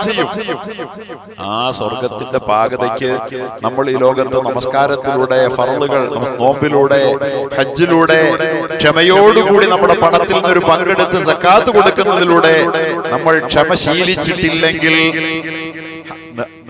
മദ്യപിക്കുന്നതിൽ നിന്ന് മാറി നിന്ന്, വ്യഭിചരിക്കുന്നതിൽ നിന്ന് വിട്ടുനിന്ന്, ലഹരി പോലുള്ള അപകടകരമായ പ്രവണതകളിൽ നിന്ന് മാറി നിന്ന്, പലിശ പോലുള്ളതിൽ നിന്ന് മാറി നിന്ന് നമ്മൾ സംയമനം ശീലിച്ചിട്ടില്ലെങ്കിൽ പിന്നെ ക്ഷമ പിടിപ്പിക്കാൻ അല്ലാഹു സ്വീകരിക്കുന്ന മാർഗം എന്താ?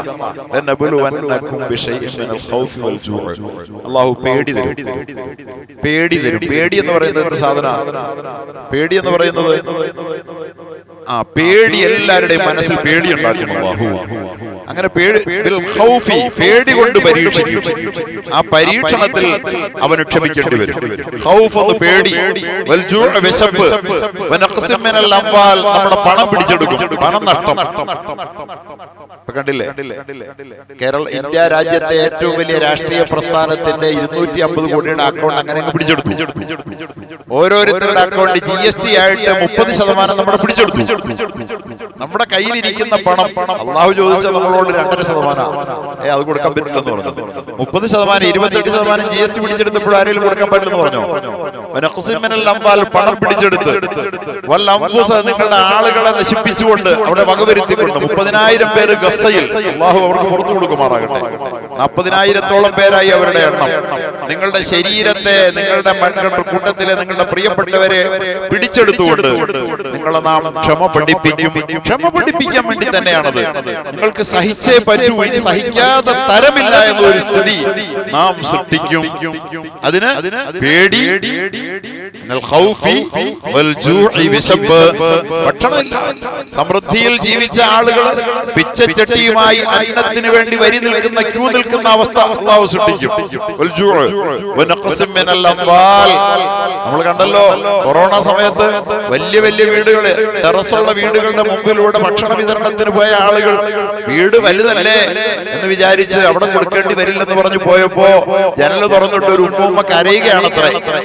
അവർക്ക് കൊണ്ടുപോയി കിറ്റ് കൊടുക്കാൻ ലജ്ജിച്ച് കിറ്റ് കൊടുത്തു. കാരണം വലിയ ഒരു 4000 സ്ക്വയർ ഫീറ്റ് ഉള്ള വീട്ടില് ഒരു അമ്മൂമ്മയാണ്. ഭക്ഷണമില്ല, വീട്ടിലെ ഉമ്മ കരയുകയാണ്. സമ്പന്നതയുടെ നടുവിലും അല്ലാഹു തആല വിശപ്പ് കൊണ്ട് പരീക്ഷിക്കും. ഇന്ന് ലോകത്ത് അത് അനുഭവിച്ചുകൊണ്ടിരിക്കുകയാണ്. വിശപ്പ് കൊണ്ടുള്ള പരീക്ഷണം. ധനനഷ്ടം കൊണ്ട്, ശരീര നഷ്ടം കൊണ്ടും. എന്താ എന്റെ ബാക്കി? അപ്പോൾ ക്ഷമിക്കുന്നവരെ സന്തോഷം അറിയിച്ചേക്കൂ നബിയെ. അപ്പോൾ ക്ഷമിച്ചിട്ടുള്ളവർക്ക് ഇതും പടച്ചവന്റെ പരീക്ഷണമാണ്. എനിക്ക് ക്ഷമിക്കേണ്ടിടത്ത് വേണ്ട പോലെ ക്ഷമിക്കാൻ കഴിയാഞ്ഞത് കൊണ്ട് എന്നെ ക്ഷമ പഠിപ്പിക്കാൻ വേണ്ടി പടച്ചവച്ച പദ്ധതിയാണെന്ന് വിചാരിച്ച് ക്ഷമിച്ചവർക്ക് സന്തോഷം അറിയിക്കും. പുറകെ സന്തോഷം വരും. അപ്പോ ഇപ്പൊ ഒരു പേടിയുടെ നടുവിലാണ് നമ്മുടെ രാജ്യം. ആ പേടി NRCയുടെ പേടിയാണ്. അതുപോലെ തന്നെ നീതി നിഷേധത്തിന്റെ പേടിയാണ്. നമ്മുടെ ഭരണകൂടങ്ങൾ നമുക്ക് നീതി തരുന്നില്ല, നീതിപീഠങ്ങൾ നീതി തരുന്നില്ല. ഞാന് വേറെ പ്രകോപനത്തിനൊന്നും പറയുകയല്ല. നമ്മുടെ നാട്ടിൽ ഒരു ചെറുപ്പക്കാരനായ ആലിം മരണപ്പെട്ടു, മൗലവി റിയാസ് മൗലവി. ആ മൗലവി കൊല്ലപ്പെട്ടതിന് അയാൾ ഒരു നിലയ്ക്കും പ്രതിയല്ല. ആ പ്രതികൾ ഒരു തെറ്റ് അവര് വെറുതെ വിടപ്പെടുകയാണ് അല്ലേ? ഇങ്ങനെ നീതി കിട്ടുന്നില്ല. അതുപോലെ തന്നെ അപ്പുറത്ത് നോക്കൂ, ബാബരി മസ്ജിദ് തല്ലിപ്പൊളിക്കപ്പെട്ട ഒരു പള്ളിക്ക് വേണ്ടി 25 വർഷം കേസ് നടത്തിയവരെ നിരാശപ്പെടുത്തിക്കൊണ്ട് പൊളിച്ച ആളുകൾക്ക് കോടതി പള്ളി വിട്ടുകൊടുക്കുന്ന ദുരനുഭവങ്ങൾ. തീർച്ചയായിട്ടും നമ്മള് ചില്ലറയൊന്നും അല്ല ഇപ്പോൾ ക്ഷമിക്കുന്നതല്ലേ. ഇനിയിപ്പോൾ നമുക്ക് ക്ഷമിക്കാതിരിക്കാൻ പറ്റില്ല. ഈ നീതി നിഷേധം നമ്മളെ ക്ഷമ പഠിപ്പിക്കുകയാണെന്ന് പറയുകയാണ്. പേടി, വിശപ്പ്, നിങ്ങളുടെ സാമ്പത്തിക നഷ്ടം, നിങ്ങളുടെ ആളുകൾ മരിച്ചു വീഴുന്നത് കണ്ടിട്ട് വിങ്ങിപ്പൊട്ടി നിങ്ങൾ സഹിക്കുന്നത്, ആ സഹനം ഒക്കെ നിങ്ങളെ നാം അനുഭവിപ്പിക്കുക തന്നെ ചെയ്യും. അപ്പോൾ ക്ഷമിക്കുന്നവർക്ക്, ക്ഷമിക്കാന്ന് പറഞ്ഞാൽ, ക്ഷമയെന്ന് പറഞ്ഞാൽ എന്താണ്? ഇത് അള്ളാഹുവിന്റെ നിശ്ചയമാണെന്ന് ഓർത്ത് ക്ഷമിക്കുന്നവർക്ക്, അള്ളാഹു നമ്മൾ ക്ഷമിപ്പിക്കാൻ വേണ്ടി തന്ന അള്ളാഹുവിന്റെ പരിപാടികളാണെന്ന് വിചാരിച്ച് അള്ളാഹുവിന്റെ കൽപ്പനകളിൽ ഉറച്ചു നിന്ന് ക്ഷമിക്കുന്നവർക്ക് അവർക്ക് സന്തോഷ വാർത്ത അറിയിക്കാം. അവരുടെ മേൽ അള്ളാഹുവിന്റെ അനുഗ്രഹവും കാരുണ്യവും അള്ളാഹു തആല ചൊരിഞ്ഞു നൽകും. അവരാകുന്ന നേർവഴിയെ പോകുന്നവരെന്ന് അള്ളാഹു തആല പറയുന്നുണ്ട്. സഹോദരങ്ങളെ, ഇന്ന് നമ്മുടെ രാജ്യം വലിയ പ്രതിസന്ധികളുടെ നടുവിലാണ്. പക്ഷെ ഞാനൊന്ന് ചോദിക്കട്ടെ, ഇന്ന് ആസാമിലെ പ്രശ്നങ്ങൾ, പൗരത്വ പ്രശ്നം, ബംഗാളിലെ പൗരത്വ പ്രശ്നം, UP-യിലെ പ്രശ്നം, അത് കേരളത്തിലേക്ക് നീളുമോ എന്ന ഭയപ്പാടുകളുടെ നടുവിൽ നിൽക്കുമ്പോൾ ഞാനൊന്ന് ചോദിക്കട്ടെ, ആസാമികൾ ആരാണ്? ബംഗാളികളായ നമ്മുടെ സഹോദരങ്ങൾ. അവരുടെ ജീവിത രീതിയും സംസ്കാരവും പരിചയപ്പെടാൻ കേരളക്കാർക്ക് അള്ളാഹു അവസരം തന്നില്ലേ? ഏതെങ്കിലും വീട്ടിലൊരു 10 ബംഗാളി പണിയെടുത്തിട്ടില്ലാത്ത ആരെങ്കിലും ഇവിടെ ഉണ്ടാവുമോ? ഏതെങ്കിലും ഒരു ബംഗാളി, ഒരു ആസാമി വീട്ടിൽ പണിയെടുക്കാൻ വന്ന സമയത്ത് എല്ലാരും തന്നെ മുസ്ലിമാ, പേരിന് നല്ല നീളമുണ്ട്, ഒളു എടുക്കാൻ വേണ്ടി ഒരു കിണ്ടി വെള്ളം ചോദിച്ച ഏതെങ്കിലും ഒരു തൊഴിലാളി ഉണ്ടോ? ക്ഷമയോടെ അല്ലാഹുവിന് വേണ്ടി ആ തൊഴിലിനിടയിൽ അവന്റെ ഉച്ചഭക്ഷണത്തിന്റെ സമയത്ത് ഒന്ന് ഒളു ചെയ്ത് മുസ്ലിം വീട്ടിൽ വരുമ്പോഴെങ്കിലും ഒരു 4 റക്അത്ത് ളുഹ്റൊന്ന് നമസ്കരിച്ചേക്കാമെന്ന് തോന്നുന്ന വിധത്തിലല്ല നമ്മുടെ പ്രിയപ്പെട്ട അയൽ സംസ്ഥാന തൊഴിലാളികളായ സഹോദരങ്ങളുടെ ജീവിത രീതി എന്ന് നമുക്ക് മനസ്സിലാകുന്നില്ലേ? ഫർളായ അല്ലാഹുവിന്റെ കൽപ്പനകളിൽ അവരൽപ്പം ക്ഷമ കാണിക്കുന്നില്ല, അത് പാലിക്കുന്നതിൽ അവർ ക്ഷമ കാണിക്കുന്നുണ്ടോ? അവർ പലരുടെയും പല്ലുപോലും അവർ നേരത്തെ സൂചിപ്പിച്ചതുപോലെ ഈ നമസ്കാരമില്ലാത്തവർക്ക് പല്ല് തേക്കലുണ്ടോ? ഈ നമസ്കാരമില്ലാത്തവർക്ക് കുളിക്കണമെന്നുണ്ടോ? അവർ ശരിക്കും പല്ല് തേക്കുന്നുണ്ടോ? അവരുടെ മുഖത്തേക്ക് നോക്കിയാൽ പലരുടെയും, എല്ലാവരുടെയും അല്ല ഞാൻ പറയുന്ന, സാലിഹ്യങ്ങളുണ്ട് ആ കൂട്ടത്തിൽ. അധികം പേരുടെയും സ്ഥിതി എന്താണ്? പാൻ പരാഗിന് അടിമകളാണ് അവർ പലരും എന്ന് പറയുന്നു. ലഹരിക്ക് അവരടിമയാണ്. അവർ ക്ഷമയില്ല. അവർക്ക് ഇഷ്ടമുള്ള ലഹരി വസ്തുക്കൾ അവർക്ക് കഴിക്കാതിരിക്കാൻ കഴിയില്ല. അവർക്ക് ഇഷ്ടമില്ലാത്തത് കൊണ്ട് ശരീരത്തിന് അല്പം വിഷമമാണെന്ന് വിചാരിച്ച് അവർക്ക് 5 നേരത്തെ നമസ്കാരത്തിന് വേണ്ടി അവർക്ക് ക്ഷമിക്കാൻ കഴിയുന്നില്ല. ഇങ്ങനെ ക്ഷമയില്ലാതായപ്പോൾ ആ മേഖലകളിലൊക്കെ ഇന്ന് പൗരത്വത്തിന്റെ പേരിൽ സ്വന്തം വീടുകൾ പോലും നഷ്ടപ്പെടുന്ന പ്രതിസന്ധി അവിടെ ഉരുണ്ടുകൂടി. അത് നമ്മുടെ നാടുകളിലേക്ക് വ്യാപിച്ചുകൊണ്ടിരിക്കുകയാണ്. ഇത് വരുമെന്നാണ് പറഞ്ഞത്. നമ്മളെ ക്ഷമ പഠിപ്പിക്കാനാണ്. ക്ഷമ പഠിക്കുമ്പോൾ ഈ ദുരന്തപൂർണമായ അവസ്ഥകളിൽ മാത്രമുള്ള ക്ഷമയല്ല നമ്മൾ പഠിക്കുന്നത്. ഇത് വരുമ്പോഴാണ് മുഅ്മിനീങ്ങൾ അല്ലാഹുവിലേക്ക് മടങ്ങുന്നത്. അങ്ങനെയാണ് ലോകത്തെല്ലായിടത്തും അതാ സംഭവിച്ചത്. ലോകത്തെല്ലായിടത്തും ബോസ്നിയയിൽ സലാം പറഞ്ഞാൽ എന്റെ ജനതയ്ക്ക് മടക്കാൻ അറിയില്ലായിരുന്നു എന്ന് ബോസ്നിയയുടെ പ്രസിഡന്റ് പറഞ്ഞു. അലിജ അലി ഇസ്സത്ത് ബെഗോവിച്ച് വലിയ ചിന്തകനായിരുന്ന പണ്ഡിതനാണ് ബോസ്നിയയുടെ പ്രസിഡന്റ്. യൂറോപ്യൻ ജീവിത സംസ്കാരവുമായിട്ട് ഇഴുകി ചേർന്നപ്പോൾ പ്രിയപ്പെട്ടവരെ, തുർക്കി ഇസ്ലാമിക ഖിലാഫത്തിന്റെ ഐറ്റില്ലമായിരുന്ന തുർക്കി യൂറോപ്യൻ കൾച്ചറുമായിട്ട് ഇഴുകി ചേർന്നു എന്ന് മാത്രമല്ല, അതിനെ അങ്ങനെ ആക്കി തീർക്കാൻ അവിടെ അമേരിക്കയുടെ ഒരു ഒറ്റുകാരനായിരുന്ന ഒരു കമാൽ അത്താതുർക്ക് തയ്യാറായി. അവിടെ ഇസ്ലാമിക സംസ്കൃതിയെ, അറബി ഭാഷയെ തുടച്ചു നീക്കിയപ്പോൾ വരാൻ പോകുന്നു. അതുപോലെ ഭരണകൂടത്തിന്റെ ഇടപെടലുകളോടുകൂടി നമ്മൾ അള്ളാഹുവിൽ അനുസരിച്ച് ജീവിക്കാൻ നമുക്ക് പ്രയാസകരമാകുന്ന നമ്മുടെ എന്താണ് common uniform civil code, UCC uniform civil code നമ്മുടെ രാജ്യത്ത് കൊണ്ടുവരാൻ പോവുകയാണ്. നമുക്ക് നമ്മുടെ തലമുറയ്ക്കും ഇനി അള്ളാഹുവിനനുസരിച്ച് വേണമെങ്കിൽ ഇതുവരെ ജീവിക്കായിരുന്നു. ഇനി വേണമെന്ന് വെച്ചാലും ജീവിക്കാൻ കഴിയാത്ത വിധത്തിലേക്ക് കാര്യങ്ങൾ കൊണ്ടുവരികയാണ്. ഇപ്പോ നിങ്ങൾക്കറിയാമോ, നമ്മുടെ ഇന്ത്യ രാജ്യത്ത് ആഭ്യന്തരമന്ത്രിയായ അപകടകരമായ ഒരവസ്ഥയിലൂടെ നമ്മൾ പോകുമ്പോൾ അതിനൊക്കെ ചില പരിഹാരങ്ങളുണ്ട്. അപകടാവസ്ഥയൊന്നും അല്ലാഹു തആല നമുക്ക് വെറുതെ തന്നതല്ല. ഇന്ത്യയുടെ ആഭ്യന്തരമന്ത്രി പറയുന്നു ഇവിടെ ശരീഅത്തനുസരിച്ച് ജീവിക്കണമെന്ന് ഇവിടെ ചിലർ പറയുന്നു. ഇതുവരെ നമ്മൾ ജീവിച്ച ശരീഅത്താണ്, അതനുസരിച്ച് ജീവിക്കണമെന്ന് ഇവിടെ ചിലർ പറയുന്നു. അങ്ങനെയാണെങ്കിൽ ശരീഅത്തനുസരിച്ചുള്ള ക്രിമിനൽ നിയമങ്ങൾ ഇവരെന്താ നടപ്പാക്കാത്തെ? കട്ടവന്റെ കൈ വെട്ടാത്തത് എന്താ? അയാൾ ചോദിക്കുകയാണ്.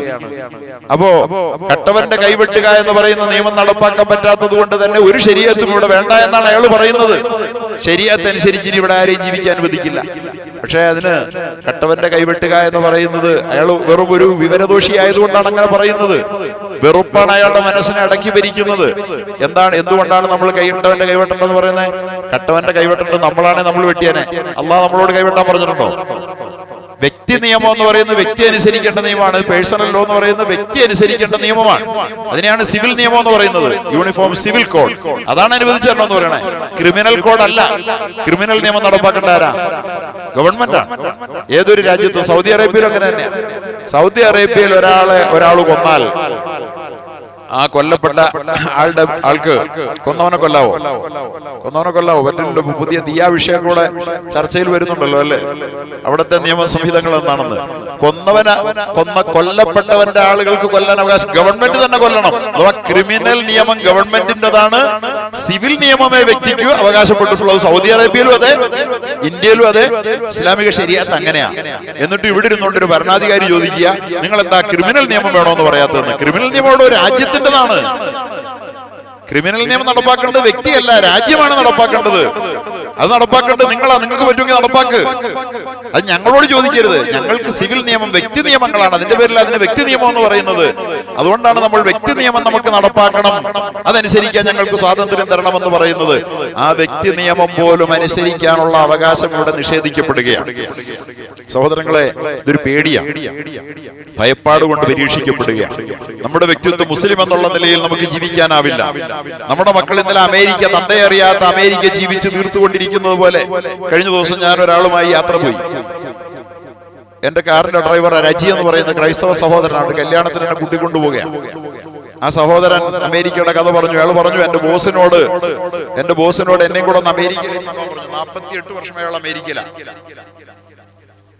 അപ്പോ അയാൾ പറഞ്ഞു, എന്നെയും കൂടെ ഒന്ന് കൊണ്ടുപോകാമെന്ന് ചോദിച്ചപ്പോ പറഞ്ഞു, നീ വേണ്ട, അമേരിക്കയിലേക്ക് വരണ്ട, നിന്റെ മക്കളെ ഒട്ട് വിടുകയും വേണ്ട. അമേരിക്കയിൽ ജീവിക്കുന്ന ക്രൈസ്തവനായ ഒരു സഹോദരന്റെ അഭിപ്രായമാണ്. നീ വരണ്ട, നിന്റെ മക്കളെ വിടുകയും വേണ്ട. എന്നിട്ട് പറയുകയാണ്, എടാ, 2 ആൺമക്കളാണ് എനിക്കുള്ളത്. കൊല്ലം 20ആയി എന്റെ ഭാര്യ അവന്മാർക്ക് വേണ്ടി മന്ത്രകോടിയും കരുതി, അയാൾ ഉപയോഗിച്ച പ്രയോഗങ്ങളാണ്, മന്ത്രകോടിയും കരുതിയിരിക്കുകയാണ് കല്യാണം ഒന്ന് കഴിപ്പിക്കാൻ. മാർക്ക് പെണ്ണും വേണ്ട, പടക്കോഴിയും വേണ്ട, കല്യാണമേ ഇല്ല. ഒരു ജനത, വിവാഹമില്ല, കുടുംബമില്ല, ആരുടെയെങ്കിലും കൂട്ടത്തിൽ കുറെ കാലം ഒരുമിച്ച് ജീവിക്കുന്നു. എന്നിട്ട് മക്കളെ ഉൽപ്പാദിപ്പിച്ച് തെരുവിന് സമ്മാനിക്കുന്നു. എന്നിട്ട് അവരടുത്ത ആളെ പോയി കെട്ടുന്നു, അല്ലെങ്കിൽ കെട്ടാതെ ജീവിക്കുന്നു. ഈ അപകടകരമായ ഒരു ദുരന്ത ജീവിതമാണ് യഥാർത്ഥത്തിൽ അമേരിക്ക എന്ന് പറയുന്ന ഈ സൈനിക ശക്തി ഇന്ന് ജീവിച്ചു തീർത്തുകൊണ്ടിരിക്കുന്നത്. പ്രിയപ്പെട്ട സഹോദരങ്ങളെ, അതുകൊണ്ട് ഈ മഹാദുരന്തത്തിലേക്ക്, അവരെത്തിപ്പെട്ട ദുരന്തത്തിലേക്ക് ലോകത്തെ മുഴുവൻ കൊണ്ടുപോകണം അവർക്ക്. ഇപ്പൊ ആരാണ്? കള്ളു കുടിക്കുന്നവനല്ല തീവ്രവാദി. കള്ളു കുടിക്കരുത് എന്ന് പറഞ്ഞാൽ അവൻ തീവ്രവാദിയാണ്, അല്ലേ? അല്ലേ? പെണ്ണ് പിടിക്കുന്നവനല്ല കുഴപ്പക്കാരൻ, തീവ്രവാദി. ഇവിടെ പെണ്ണ് പിടിക്കരുതെന്ന് പറഞ്ഞാൽ അവൻ സദാചാര പോലീസാണ്, ഗുണ്ടയാണ്, തീവ്രവാദിയാണ്, അവനെ അറസ്റ്റ് ചെയ്യും. നന്മ പറയുന്നവൻ തീവ്രവാദിയാകുന്നു. കാരണം എന്താ? ലോകം നിയന്ത്രിക്കുന്നവന്റെ സംസ്കാരം അതാണ്, അമേരിക്കയുടെ സംസ്കാരം അതാണ്. നാളെ നമ്മുടെ മക്കൾക്ക്, നമ്മുടെ മകളോട് നീ നിന്റെ വീട്ടിൽ ഒരു അന്യ ചെറുപ്പക്കാരനെ കൂട്ടിക്കൊണ്ട് വരരുതെന്ന് പറയാൻ നമുക്ക് അവകാശമില്ലാതാവുകയാണ്. അമേരിക്കയിൽ അങ്ങനെയാണ്. ഈ ദുരന്തം അവിടെ വരുത്തി വെച്ചത് അങ്ങനെയാണ്. അവിടുത്തെ അമേരിക്കൻ നിയമം, തന്റെ മകൾ ഒരു അന്യ ഭർത്താവിനെ അല്ലെങ്കിൽ ഒരു ജാരനെ കൂട്ടി തന്റെ വീട്ടിലേക്ക് കയറി വന്നാൽ, അരുതെന്ന് പറഞ്ഞാൽ, അവളെ തടഞ്ഞാൽ, ആ പിതാവിനെതിരിൽ മകൾ പോലീസിൽ പരാതി കൊടുത്താൽ അവൻ അകത്താണ്. നമ്മുടെ ഇന്ത്യയിലും കേരളത്തിലും അതുപോലുള്ള നിയമം വരാൻ പോവുകയാണ്. നമ്മുടെ മക്കൾ മുഴുവൻ ഈ അരാജകത്വത്തിന് വിധേയമാകേണ്ട ദുരന്തത്തിലേക്ക് പോവുകയാണ്. ഇത്തരത്തിലുള്ള UCC നടപ്പാക്കുമെന്ന് നമ്മുടെ ഈ രാജ്യത്ത് പറയപ്പെടുകയാണ്. ഭയപ്പാടിന്റെ അന്തരീക്ഷം ഇവിടെ വന്നു. നമ്മൾ വിചാരിച്ചു പേടിക്കേണ്ടത് യൂറോപ്പിൽ ജീവിക്കുന്നവർക്കാണ്, പേടിക്കേണ്ടത് അമേരിക്കയിലുള്ളവർക്കാണ്, പേടിക്കേണ്ടത് ഗൾഫിലുള്ളവർക്കാണ്. ഇന്ത്യക്കാർക്ക് പേടി വരില്ല എന്ന് നമ്മളൊരു 10-20 കൊല്ലം മുമ്പ് വരെ വിചാരിച്ചു. കേരളക്കാരന് ഏതായാലും വേണ്ടി വരില്ലെന്ന്. പക്ഷെ ഇപ്പൊ കേരളക്കാരനും തെരുവില്ല.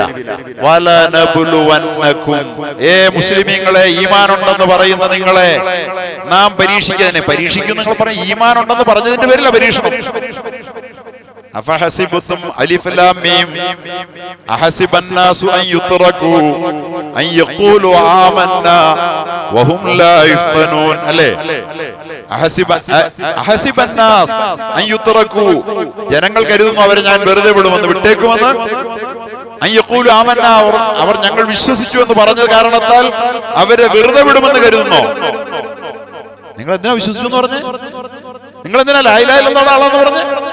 നിങ്ങൾ എന്റെ ആളാണെന്നും പറഞ്ഞ് ലോകത്തെ പറ്റിച്ചെന്തിനാ? നിങ്ങൾ ലാ ഇലാഹ ഇല്ലല്ലാഹ് എന്ന് പറഞ്ഞെങ്കിൽ നിങ്ങളാ പറഞ്ഞത് ശരിയാണോ എന്ന് പരീക്ഷിക്കാതെ വിടുമെന്ന് നിങ്ങൾ കരുതുന്നുണ്ടോ?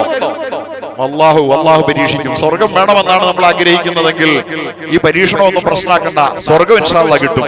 പക്ഷേ അതിനുവേണ്ടി നമ്മൾ വിലയൊടുക്കുന്നതിന് മുമ്പേ നമ്മൾ അള്ളാഹുവിലേക്ക് മടങ്ങണം. ഇപ്പൊ ഭയങ്കര പേടിയാ, എല്ലാവർക്കും പേടിയാ. ഏതുവരെ പേടി? മുസ്ലിങ്ങളുടെ പേടി ഇന്നിപ്പോ കോൺഗ്രസ്സുകാരെ ബാധിച്ചിരിക്കുന്നു. കോൺഗ്രസ്സുകാർ ഇപ്പൊ തെരഞ്ഞെടുപ്പ് പ്രസംഗങ്ങളിലൊക്കെ പറയുന്നു കോൺഗ്രസ്സുകാർക്ക് വലിയ പേടിയൊന്നുമില്ലായിരുന്നു നേരത്തെ. അവർ പറയുന്നു ഈ തെരഞ്ഞെടുപ്പിൽ ഇപ്പോൾ ഭരിക്കുന്ന കക്ഷി പുറത്തു പോയില്ലെങ്കിൽ ഇനിയൊരു തെരഞ്ഞെടുപ്പ് ഉണ്ടാവുകയില്ല, അതുകൊണ്ട് പേടിക്കണം. ഇവിടെ ജനാധിപത്യം ഉണ്ടാവുകയില്ല, പേടിക്കണം. നമ്മുടെ അക്കൗണ്ടുകളും ഫണ്ടുകളും മരവിപ്പിച്ചുകളെയും പേടിക്കണം. എല്ലാവർക്കും പേടി. ഏത് കോൺഗ്രസിന് പേടി, മാർക്സിസ്റ്റ് പാർട്ടിക്ക് പേടി, അതുപോലെ തന്നെ ദളിത് പാർട്ടികൾക്ക് പേടി, സർവർക്കും പേടി, എല്ലാവർക്കും പേടി. പേടി ഒന്ന് നമ്മുടെ സമൂഹ ഗാത്രത്തിൽ ഇഴയുന്ന ഒരു പാമ്പ് പോലെ പേടി ഇങ്ങനെ എരച്ചെരച്ച് നീങ്ങിക്കൊണ്ടിരിക്കുകയാണ്. എല്ലാവരും പേടിയില്ലാതെ ജീവിച്ച ജനമേ, നിങ്ങൾ ആരെയും പേടിക്കേണ്ടി വരില്ലെന്ന് കരുതി ജീവിച്ചില്ലേ? നിങ്ങൾ എന്റെ നിയമങ്ങളെ ലംഘിച്ചുകൊണ്ട് വളരെ അനുകൂല സാഹചര്യത്തിൽ ജീവിച്ച നിങ്ങളെ നാം പേടിപ്പിക്കുക തന്നെ ചെയ്യും, പേടിപ്പിച്ച് പരീക്ഷിക്കും. എന്ന് പറഞ്ഞാൽ അതിന്റെ അർത്ഥം നാം പരീക്ഷിക്കുമെന്നല്ല കേട്ടോ. എന്താ അർത്ഥം? ഇത്രയും സൂപ്പർലെറ്റീവായി ഒരു കാര്യം ഊന്നിപ്പറയാൻ, അസർട്ട് ചെയ്യാൻ വേറൊരു പദം അറബിയിലില്ല. ലാ തഅക്കീദിന്റെ ലാമ്, നബ്ലുവന്ന തഅക്കീദിന്റെ നൂന്, അതുപോലെ തന്നെ ഫഇലിയായ ജുംല, ഇതെല്ലാം കൂടി ചേർന്നാൽ താക്കീത്, താക്കീത്, പിന്നെയും പിന്നെയും താക്കീത്. അങ്ങനെ ആവർത്തിച്ച് പറയുന്ന ഒരു കാര്യമാണ് നമ്മളെ അള്ളാഹു പരീക്ഷിക്കും. അതുകൊണ്ട് പരീക്ഷണത്തിൽ പതറാതിരിക്കുക. നമ്മൾ അള്ളാഹുവിലേക്ക് ഈ വലിയ പരീക്ഷണം ഇല്ലാതെ തന്നെ ക്ഷമയും അച്ചടക്കവും ഉള്ളവരാണെന്ന് അള്ളാഹുവിനെ കാട്ടിക്കൊടുക്കുക. ഇതില്ലാതെ തന്നെ പഠിച്ചവനെ ഞങ്ങൾ ക്ഷമ ശീലിച്ചിട്ടുണ്ട്. നിസ്കരിച്ചുകൊണ്ട്, നോമ്പ് വെച്ചുകൊണ്ട്, ഹജ്ജ് ചെയ്തുകൊണ്ട്, ഞങ്ങളുടെ സമ്പത്തിന്റെ കണക്ക് നോക്കി സക്കാത്ത് കൊടുത്തുകൊണ്ട്, മദ്യപിക്കാതെ, വ്യഭിചരിക്കാതെ, അന്യ സ്ത്രീ പുരുഷന്മാരുമായി നിന്റെ അതിർവരമ്പുകൾ ലംഘിച്ചുകൊണ്ട് ഇടകലരാതെ, ഔറത്ത് മറയ്ക്കാതെ, ഞങ്ങളുടെ പെൺമക്കളെ പള്ളിക്കുടങ്ങളിൽ പറഞ്ഞയക്കാതെ. ഇന്നിപ്പോ നമ്മുടെ സുഹൃത്തുക്കളുമായിട്ട് സംസാരിച്ചപ്പോ പറഞ്ഞു, ഇപ്പൊ പർദ്ദ ഇടുന്നു പക്ഷെ തട്ടമില്ല, പർദ്ദ ഇടുന്നു തട്ടമില്ല. ചിലർക്ക് തട്ടമുണ്ട്, ജീൻസും ടീഷർട്ടും ഒട്ടിച്ചു വെച്ച പോലെ ജീൻസും ടീഷർട്ടും ഇടുന്നു. ഇങ്ങനെയുണ്ട്. നമ്മുടെ സംസ്കാരത്തെ ഏതെങ്കിലും വിധത്തിൽ അട്ടിമറിക്കാൻ വേണ്ടിയിട്ടുള്ള പ്രോത്സാഹനങ്ങൾ നടക്കുമ്പോ അങ്ങനെയല്ല. നമ്മുടെ മക്കളെ അച്ചടക്കത്തോടുകൂടി നമ്മുടെ മക്കളെ പള്ളിക്കൂടത്തിൽ അയക്കണം. സ്കൂളിൽ അയക്കുമ്പോ തട്ടമില്ലാത്ത പള്ളിക്കൂടത്തിലായാലും പോയി മോള് പഠിച്ചോട്ട് വന്നോട്ടെ എന്ന് വിചാരിച്ചിട്ട് തട്ടമില്ലാത്ത പള്ളിക്കൂടത്തിലേക്ക് മക്കളെ പറഞ്ഞയച്ചോ? പ്രിയപ്പെട്ടവരെ, തട്ടം മാറ്റണമെന്ന് എവിടെ തീരുമാനിച്ചു? തട്ടം മാറ്റണമെന്ന് നമ്മുടെ കർണാടകയിൽ തീരുമാനിക്കപ്പെട്ടു, അല്ലേ? അപ്പോ അവിടെ നിന്ന് അവിടുത്തെ പ്രവർത്തിക്കുന്ന, അവരുമായിട്ട് ബന്ധപ്പെട്ട് പ്രവർത്തിക്കുന്ന ഒരു ആക്ടിവിസ്റ്റ് വിളിച്ചിട്ട് എന്നോട് ചോദിച്ചതാണ്, അതെ, തട്ടമില്ലാതെയും മക്കൾ പള്ളിക്കൂടത്തിൽ പോയി പഠിക്കട്ടെ എന്ന് തീരുമാനിക്കുന്നതിന് നിയമം അനുവദിക്കില്ലേ എന്ന്. എന്തിനാ തട്ടമില്ലാതെ പള്ളിക്കൂടത്തിൽ പോയി പഠിക്കണേ? പള്ളിക്കൂടത്തിൽ പോയി പഠിച്ചവരെല്ലാം രക്ഷപ്പെട്ടോ? ബിരുദം എടുത്തവർക്കെല്ലാം തൊഴിലുണ്ടോ? ജീവിതായോ? പള്ളിക്കുടത്തിൽ അള്ളാഹുവിന്റെ നിയമം അനുസരിച്ച് പോയി പഠിക്കാൻ കഴിയില്ലെങ്കിൽ ആ പള്ളിക്കുടം വേണ്ടെന്ന് വെക്കാനുള്ള ക്ഷമയുണ്ടോ? അതൊരു പരീക്ഷണം തന്നെയാണ്. പള്ളിക്കുടം ഉണ്ടാക്കി തട്ടം വിട്ട് നമ്മുടെ മക്കളെ പഠിപ്പിച്ചെടുക്കാൻ ഈ സമുദായത്തിന് കഴിയാതെ പോയത് പണമില്ലാത്തത് കൊണ്ടും ആയിരുന്നില്ല. ഓർത്തു വെക്കണം. അതുകൊണ്ട് എന്റെ പ്രിയപ്പെട്ട സഹോദരങ്ങളെ, നമ്മൾ ചെയ്യേണ്ട പണികൾ ചെയ്യാതെ വരുത്തിയ വീഴ്ചകളുടെ ദുരന്തം അനുഭവിക്കുകയാണ്. അതുകൊണ്ട് ഇപ്പോഴത്തെ ഈ സാഹചര്യത്തിൽ നമ്മൾ നമ്മുടെ ഉത്തരവാദിത്വത്തെ കൃത്യമായ നിലയിൽ തിരിച്ചറിയണം. അള്ളാഹു നമ്മുടെ കയ്യിൽ എപ്പോഴും അവസരങ്ങൾ തരാറുണ്ട്. അവസരങ്ങൾ തന്നിട്ടത് ദുരുപയോഗം ചെയ്തതിന് ശേഷമാണ് അള്ളാഹു തആല നമുക്ക് കടുത്ത പരീക്ഷണം വെക്കുന്നത്. ഇന്ന് യൂറോപ്പിന്റെ നേതൃത്വത്തിൽ, അമേരിക്കയുടെ നേതൃത്വത്തിൽ ഇന്ന് ഇസ്ലാമിക ലോകത്തെ ശിഥിലമാക്കാൻ വേണ്ടി പരിപാടികൾ നടക്കുമ്പോൾ നിങ്ങളൊരു കാര്യം ഓർക്കണം. ഈ യൂറോപ്യൻ അവന്റെ നവോത്ഥാനം വരുന്നതിന് മുമ്പുള്ള 700 കൊല്ലക്കാലം യൂറോപ്പിന്റെ കടിഞ്ഞാൺ ആരുടെ കയ്യിലായിരുന്നു നിങ്ങൾക്കറിയാവോ? ആരുടെയിലായിരുന്നു? മുസ്ലിം സ്പെയിനിലൂടെ അള്ളാഹു ഇസ്ലാമിന്റെ മക്കളുടെ കൈകളിലായിരുന്നു. മുസ്ലിം സ്പെയിൻ 700 കൊല്ലം ഭരിക്കാൻ. ഞാൻ റോഡ് ടു മക്ക എന്ന് പറയുന്ന ഒരു പുസ്തകമുണ്ട്. ഓസ്ട്രിയയിൽ ജനിച്ച ഒരു യഹൂദ പാതിരിയുടെ പുത്രനായിരുന്നു കൊണ്ട് ലോകത്തോളം വളർന്ന ഒരു മഹാചിന്തകൻ ലിയോപോൾഡ് വെയ്സ് ഇസ്ലാം സ്വീകരിച്ചിട്ട് അയാൾ എഴുതിയ ഒരു പുസ്തകമാണ് അദ്ദേഹം. അള്ളാഹു അദ്ദേഹത്തിന് ഉയർന്ന ദർജ കൊടുക്കുമാറാകട്ടെ. ലോകത്തെ അമ്പരപ്പിച്ച, ഞെട്ടിച്ച പുസ്തകമാണ് റോഡ് ടു മക്ക. അതിന്റെ മലയാളം. ആ പുസ്തകത്തിൽ അദ്ദേഹം പറയുന്നു, 700 കൊല്ലക്കാലം സ്പെയിൻ ഭരിച്ച് സംസ്കാരത്തിനും ശാസ്ത്രത്തിനും കലയ്ക്കും അടിത്തറയിട്ട് പിൽക്കാലത്തെ യൂറോപ്പിന്റെ മുഴുവൻ വളർച്ചയ്ക്കും കാരണമായ വൈജ്ഞാനികമായ അടിത്തറ പാകി അവസാനം സ്പെയിൻ കീഴടക്കി, അവസാനം തമ്മിലടിച്ച് ജീവിതത്തിൽ ആരെയും പേടിക്കാനില്ലെന്ന് വന്നപ്പോൾ സുഖലോലുപത്വത്തിന്റെ പേരിൽ പരസ്പരം കൊച്ചു കൊച്ചു കർമ്മശാസ്ത്ര പ്രശ്നങ്ങളിൽ അങ്ങോട്ടും ഇങ്ങോട്ടും തർക്കിച്ച് നമ്മുടെ കേരളക്കാരൻ കാണിക്കുന്നവരെ സംഘടനയുടെ പേരിൽ തമ്മിലടിച്ച് പരസ്പരം ഒരു മേശയ്ക്ക് ചുറ്റും ഈ പ്രശ്നം എങ്ങനെയാണ് നമുക്ക് പരിഹരിക്കാൻ കഴിയുന്നത്? നമ്മുടെ ഇന്നത്തെ ഇലക്ഷൻ സാഹചര്യം, ഈ ഫാസിസ്റ്റ് സാഹചര്യത്തെ ഇലക്ഷനിൽ എങ്ങനെ നേരിടണമെന്ന് ഒരുമിച്ചിരുന്ന് ആലോചിക്കാൻ കേരളത്തിലെ മതസമുദായ സംഘടനകൾക്ക് ഒരു പ്ലാറ്റ്ഫോമിൽ ഇരിക്കാൻ പോലും പറ്റുന്നില്ല. പരസ്പരം ഒരുമിക്കാൻ പാടില്ല എന്ന് സ്വയം തീരുമാനിച്ചതുപോലെ മുസ്ലിം സ്പെയിൻ കൊച്ചു കൊച്ചു തർക്കങ്ങളിൽ ഏർപ്പെട്ടിരിക്കുകയായിരുന്നു. മരത്തിന്റെ ഉള്ളിൽ നിന്ന് പള്ളിയുടെ ഉള്ളിൽ നിന്ന് മരം മുളച്ച് പള്ളിയുടെ വെളിയിലേക്ക് അതിന്റെ ചില്ല പടർന്നാൽ ആ ചില്ലയിൽ ഏത്തിക്കാവ് ഇരുന്നാൽ ഏത്തിക്കാവ് ശരിയാകുമോ എന്നൊക്കെയുള്ള ചർച്ച നല്ല ചർച്ചയാണ്. പക്ഷെ അത്തരം ചർച്ചകളിൽ അഭിരമിച്ചപ്പോൾ എന്താണ് യഥാർത്ഥത്തിൽ യൂറോപ്പ് എന്ന് പറയുന്ന അള്ളാഹുവിനെ അറിയാത്ത ക്രൈസ്തവതയുടെയും യഹൂദീയത്തിന്റെയും പാരമ്പര്യമുള്ള ഒരു ജനതയ്ക്ക് പരിശുദ്ധമായ ഇസ്ലാമിന്റെ നന്മ എന്താണെന്ന് ഇസ്ലാമിക സ്പെയിനിലൂടെ ദഅവത്ത് ചെയ്ത് കാട്ടിക്കൊടുക്കേണ്ട ബാധ്യത എങ്ങാനും അന്ന് ഇസ്ലാമിക സ്പെയിനിന്റെ സാരഥികൾ നിർവഹിച്ചിരുന്നെങ്കിൽ ഇന്ന് സാക്ഷാൽ ക്രൈസ്തവ യൂറോപ്പ് ഇസ്ലാമിന്റെ ആസ്ഥാനമായി മാറിയേനെ.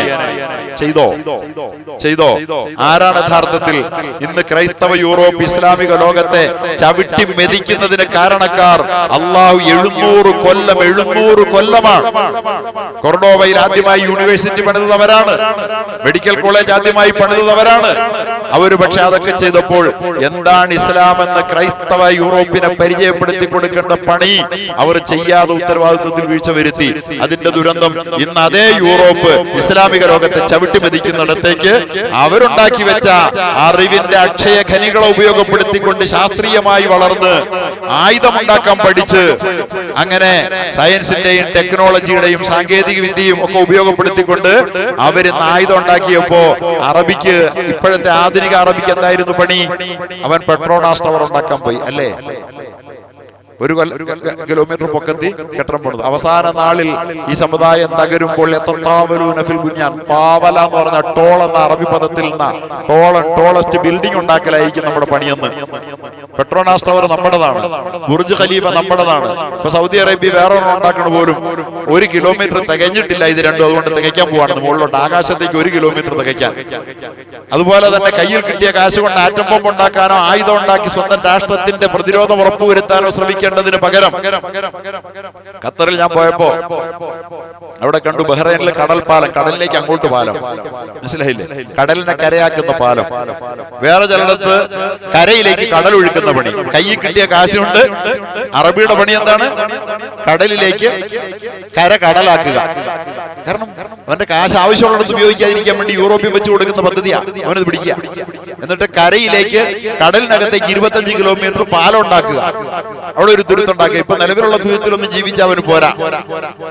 ആകാശത്തേക്ക് മാനം മുട്ടുന്ന കെട്ടിടങ്ങൾ ഉണ്ടാക്കുക. ആരാണത് ചെയ്യുന്നറിയോ?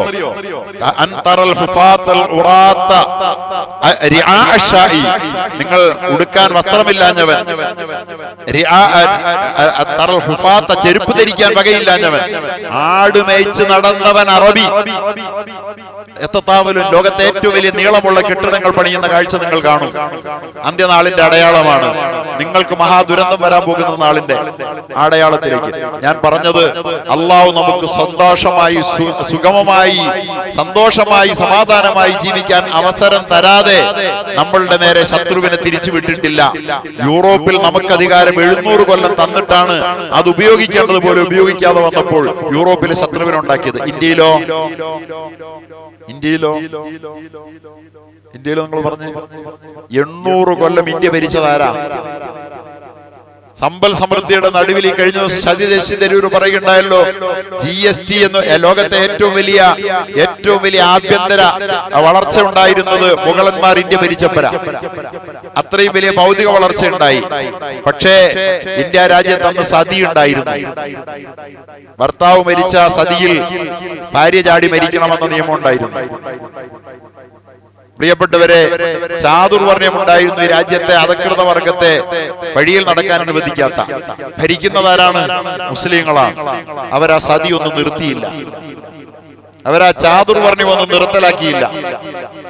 അവസാനം യൂറോപ്പിൽ പോയി പഠിച്ചിട്ട് വന്ന ക്രിസ്ത്യാനിസത്തിൽ പ്രചോദിതനായ രാജാറാം മോഹൻ റായ് വന്നു സതി നിർത്താൻ വരേണ്ടി വന്നു. ചാതുർവർണ്ണ്യം നിർത്താൻ വേണ്ടി വേറെ ആള് വരേണ്ടി വന്നു. ഇസ്ലാമിക സമൂഹത്തിന്റെ ഭരണകർത്താക്കൾ, അതിനകത്ത് ടിപ്പു സുൽത്താനും ഉണ്ട്. ടിപ്പു സുൽത്താൻ കുറച്ചൊക്കെ ഇടപെട്ടു, അതിന്റെ പേരിലെ ശത്രു മാറുമറയ്ക്കാൻ അനുവദിച്ചല്ലേ, പക്ഷെ എല്ലാം ചെയ്തില്ല.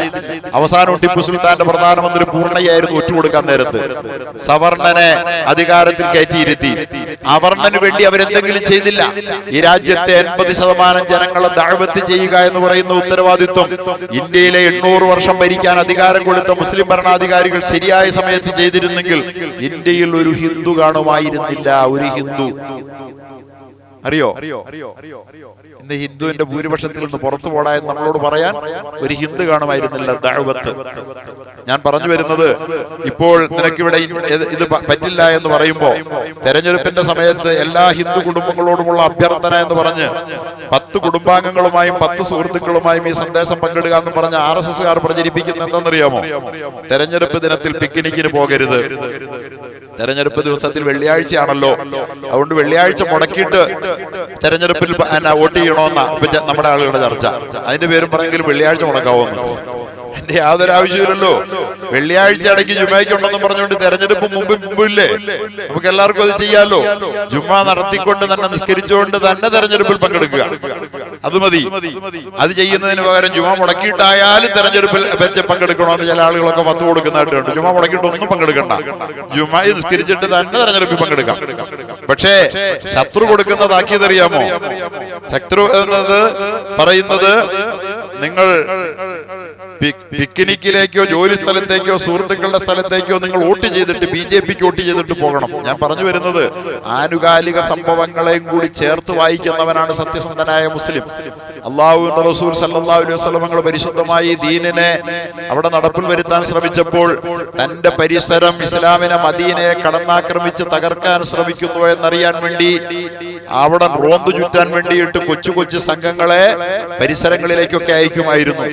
ഏതെങ്കിലും ഒരു ഗോത്രം മദീനയെ ആക്രമിക്കാൻ ഒരുങ്ങുന്നു എന്ന് കണ്ടാൽ അവിടെ അപ്പോൾ തന്നെ അള്ളാഹുവിന്റെ റസൂലിന്റെ നേതൃത്വത്തിലുള്ള സരീയകൾ, സല്ലല്ലാഹു അലൈഹി വസല്ലം പങ്കെടുക്കുന്ന യുദ്ധസന്നാഹങ്ങളും പങ്കെടുക്കാത്തതുകൊണ്ട് 50 പേരുടെ അല്ലെങ്കിൽ 100 പേരുടെ 200 പേരുടെ സൈന്യത്തെ പറഞ്ഞയച്ച് അവരുടെ ഇങ്ങോട്ടുള്ള ആക്രമണ ത്വരയെ അടിച്ചമർത്തുമായിരുന്നു റസൂലുള്ളാഹി സ്വല്ലല്ലാഹു അലൈഹി വസല്ലം. ഒന്നും ചെയ്യാതെ കണ്ണടച്ചിരുന്നുകൊണ്ടല്ല ഇസ്ലാം വളർന്നത്. ഒന്നും ചെയ്യാതെ കണ്ണടച്ചിരുന്നുകൊണ്ടല്ല. ഞാനീ പറയണത് ഉടനെ അടിച്ചമർത്തിക്കൊള്ളണമെന്നല്ല ഈ പറയുന്നതിന്റെ അർത്ഥം. നമുക്ക് ചെയ്യാൻ പറ്റുന്ന പദ്ധതികൾ, ഇന്ന് നമ്മുടെ ആയുധം എന്ന് പറയുന്ന ബാലറ്റ് പേപ്പറാണ്, ഉപയോഗിക്കണം.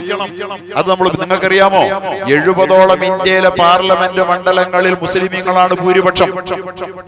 പക്ഷേ 25 MPയെ പോലും ജയിപ്പിച്ചെടുക്കാൻ നമുക്ക് കഴിയുന്നില്ല. കാരണം എന്താണെന്നറിയാമോ?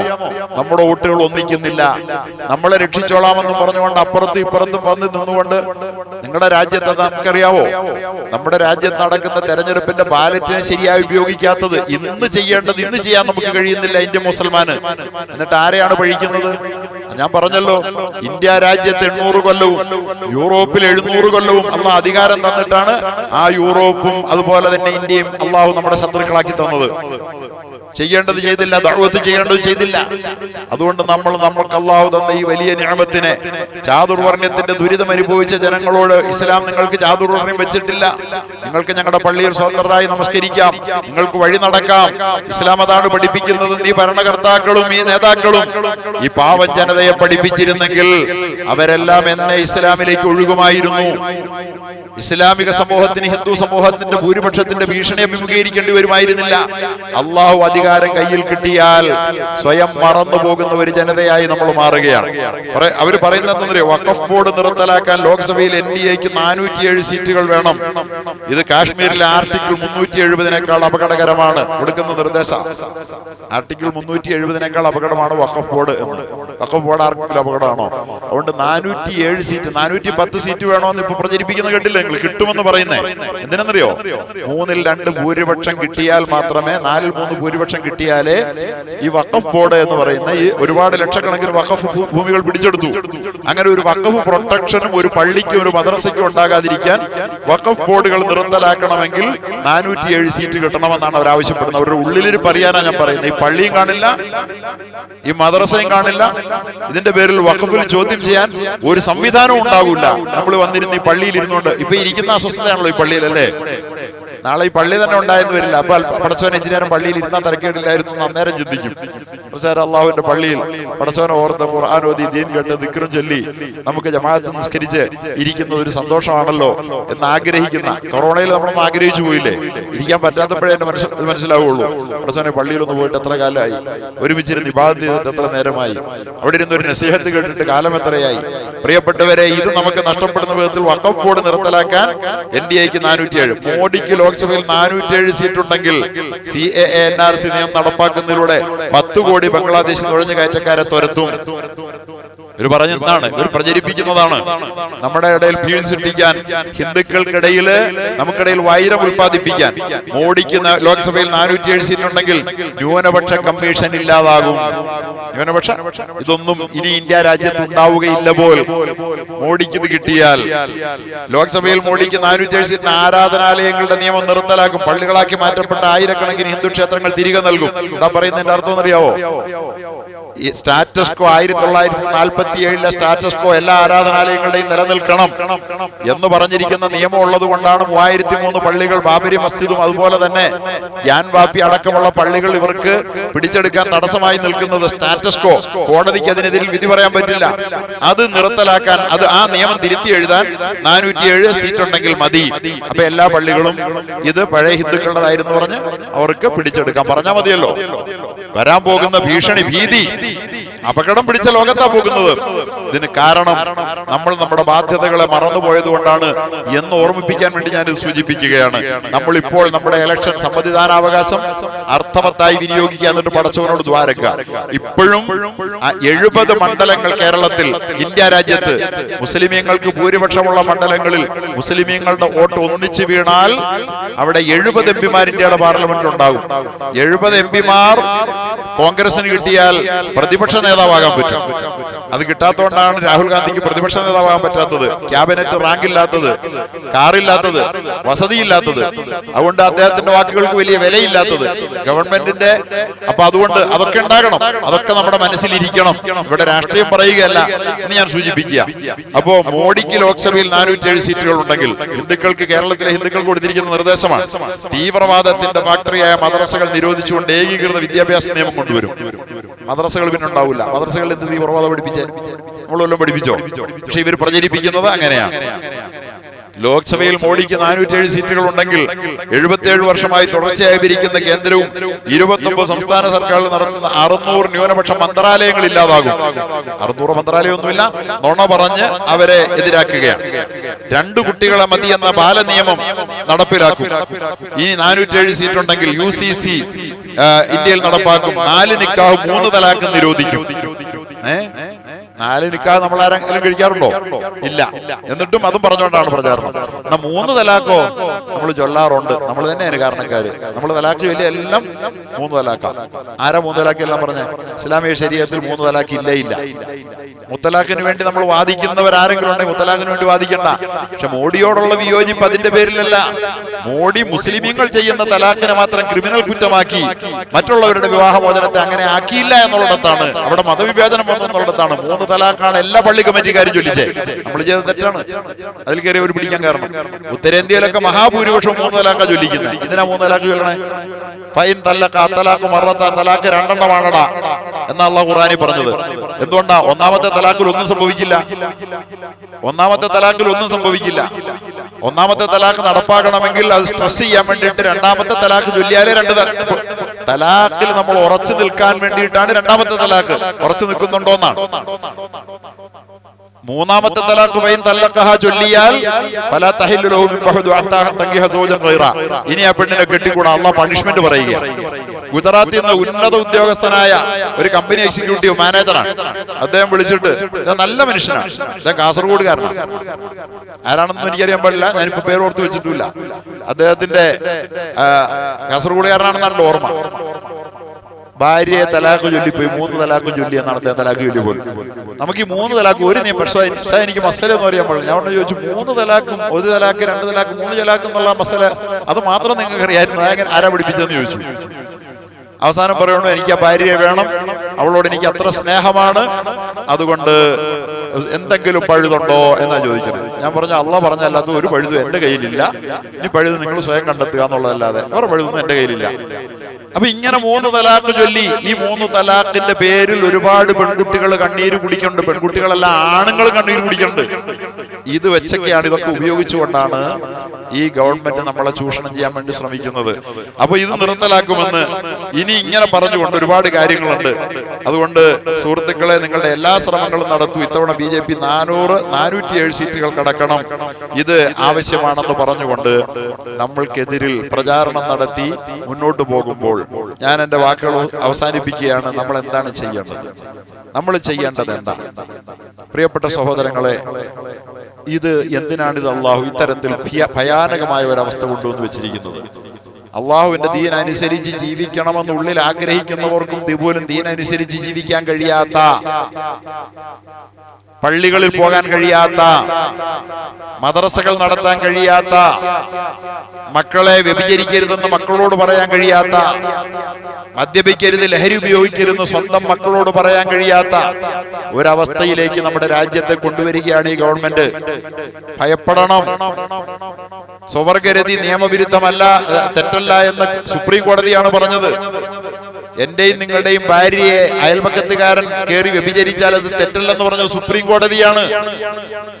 ഇവരെല്ലാവരും കൈകോർക്കുന്ന അരാജകമായ ഒരു ദുരവസ്ഥ, നമുക്ക് സ്വർഗം നഷ്ടപ്പെടുത്തുന്ന ഭയാനകമായ അവസ്ഥ, അതിനെയാണ് നമ്മൾ പേടിക്കേണ്ടത്. ദുനിയാവിലെ ജീവിതം ഹ്രസ്വമാണ്, താൽക്കാലികമാണ്. നമ്മുടെ സ്വർഗം കളയുന്ന ഈ ദുരവസ്ഥ ഇവിടെ ഉണ്ടാകാതിരിക്കണമെങ്കിൽ നമ്മൾ ചെയ്യേണ്ടത് എന്താണെന്നറിയാമോ? ഇവർ പറഞ്ഞു കൊതിപ്പിക്കുന്ന എന്താണെന്നറിയാമോ? NRC അതെങ്ങനെയാ വരുന്നതെന്നുള്ളതൊക്കെ അതിന്റെ ഓർഡർ ഒന്നും ഞാൻ തൽക്കാലം ഇവിടെ പറയുന്നില്ല, അത് പറയാനുള്ളത് പറയണില്ല. ഇവിടെ നമ്മുടെ പൗരത്വം നഷ്ടപ്പെടുത്തുമെന്ന് പറഞ്ഞിട്ട് ഈ കഴിഞ്ഞ ദിവസം എന്നോട് ഒരാൾ പറഞ്ഞൊരു സംഗതിയുണ്ട്. കുട്ടികൾ ആലുവയുടെ പരിസരത്ത് കുഞ്ഞുണ്ണിക്കരയില് എന്നോട് പറയുമ്പോൾ എന്റെ ജമാഅത്തിന്റെ സെക്രട്ടറി ഒരു അഡ്വക്കേറ്റാണ്, അദ്ദേഹം ബാർ അസോസിയേഷൻ പ്രസിഡന്റ് ആയിരുന്ന ആളാണ്. അദ്ദേഹം ഇങ്ങനെ വിഷയം ചർച്ച ചെയ്തപ്പോൾ അദ്ദേഹം പറഞ്ഞാണ്, അദ്ദേഹത്തിന്റെ മക്കളടക്കം കുട്ടികൾ കളിച്ചുകൊണ്ടിരിക്കുന്ന സമയത്ത് ചില കുട്ടികൾ, ഹിന്ദു കുട്ടികൾ മുസ്ലിങ്ങളോട് പറയാം, ഈ കാണുന്ന വീടൊക്കെ ഞങ്ങളുടേതാണ് എന്ന്. അപ്പോ എന്താണ് അങ്ങനെ? അപ്പൊ പറയാണ്, അങ്ങനെയാ ഞങ്ങളോട് പറഞ്ഞേക്കണേന്ന്. അപ്പൊ എല്ലാ ഹിന്ദുക്കളുടെ അടുത്തും NRC വരുന്നതോടെ പൗരത്വം റദ്ദാകുന്നതോടുകൂടി ഈ മുസ്ലിമീങ്ങളുടെ പൗരത്വം അവർക്ക് 1951 മുമ്പ് എന്നല്ലേ പറഞ്ഞിരിക്കുന്ന രേഖകൾ തെളിയിക്കാൻ കഴിയാത്ത മുഴുവൻ ആളുകളുടെയും പൗരത്വം ഇല്ലാതായി രണ്ടാം കട പൗരന്മാരായി മാറുമ്പോൾ നിങ്ങളുടെ അയൽപക്കത്തുള്ള ഈ വീടുകളൊക്കെ നിങ്ങൾക്കാണെന്ന് പറഞ്ഞു കൊതിപ്പിച്ചാണ് ഈ BJP വരട്ടെ, അങ്ങനെയാണെങ്കിൽ ഒന്നുമില്ലാത്ത ഹിന്ദുക്കൾക്ക് അതൊക്കെ നമുക്ക് കിട്ടുമെന്നുള്ള കൊതി അവരുടെ ഉള്ളിൽ ഇട്ടുകൊടുത്താണ് അവർക്ക് അനുകൂലമായി വോട്ട് ചെയ്യിച്ചുകൊണ്ടിരിക്കുന്നത്. ഉത്തരേന്ത്യയിലൊക്കെ എന്നേ കൊടുത്തു കഴിഞ്ഞു. അങ്ങനെയാണ് അവരെല്ലാവരും ഇതിനുവേണ്ടി വോട്ട് ചെയ്യണത്. മനസ്സിലായില്ലേ? അപ്പൊ ഇത് കൊതിയാണ്. ആ കുട്ടികൾ കളിച്ചോണ്ടിരിക്കുമ്പോൾ പറയുകയാണെന്ന് പറഞ്ഞത് എവിടെയെങ്കിലും പറഞ്ഞു കേട്ടതല്ല. എന്റെ മക്കളോടൊപ്പം അയൽപക്കത്തെ ഹിന്ദു കുട്ടികൾ കളിച്ചുകൊണ്ടിരുന്നു, അവര് പരസ്പരം പറഞ്ഞതാണെന്ന്. അതെന്താ അങ്ങനെയാ ഞങ്ങളോട് പറഞ്ഞേക്കണേന്ന്. അപ്പോൾ പൗരത്വ നിയമം വരുന്നതോടുകൂടി ഇതൊക്കെ നിങ്ങളുടേതാകും. ചില്ലറ മോഹമാണ് അവരുടെ മനസ്സിലിട്ട് കൊടുത്തേക്കണേ. അത്രയും അപകടകരമായ നിലയിൽ കാര്യങ്ങൾ നീങ്ങുമ്പോ നമ്മൾ അള്ളാഹുവിലേക്ക് മടങ്ങണം.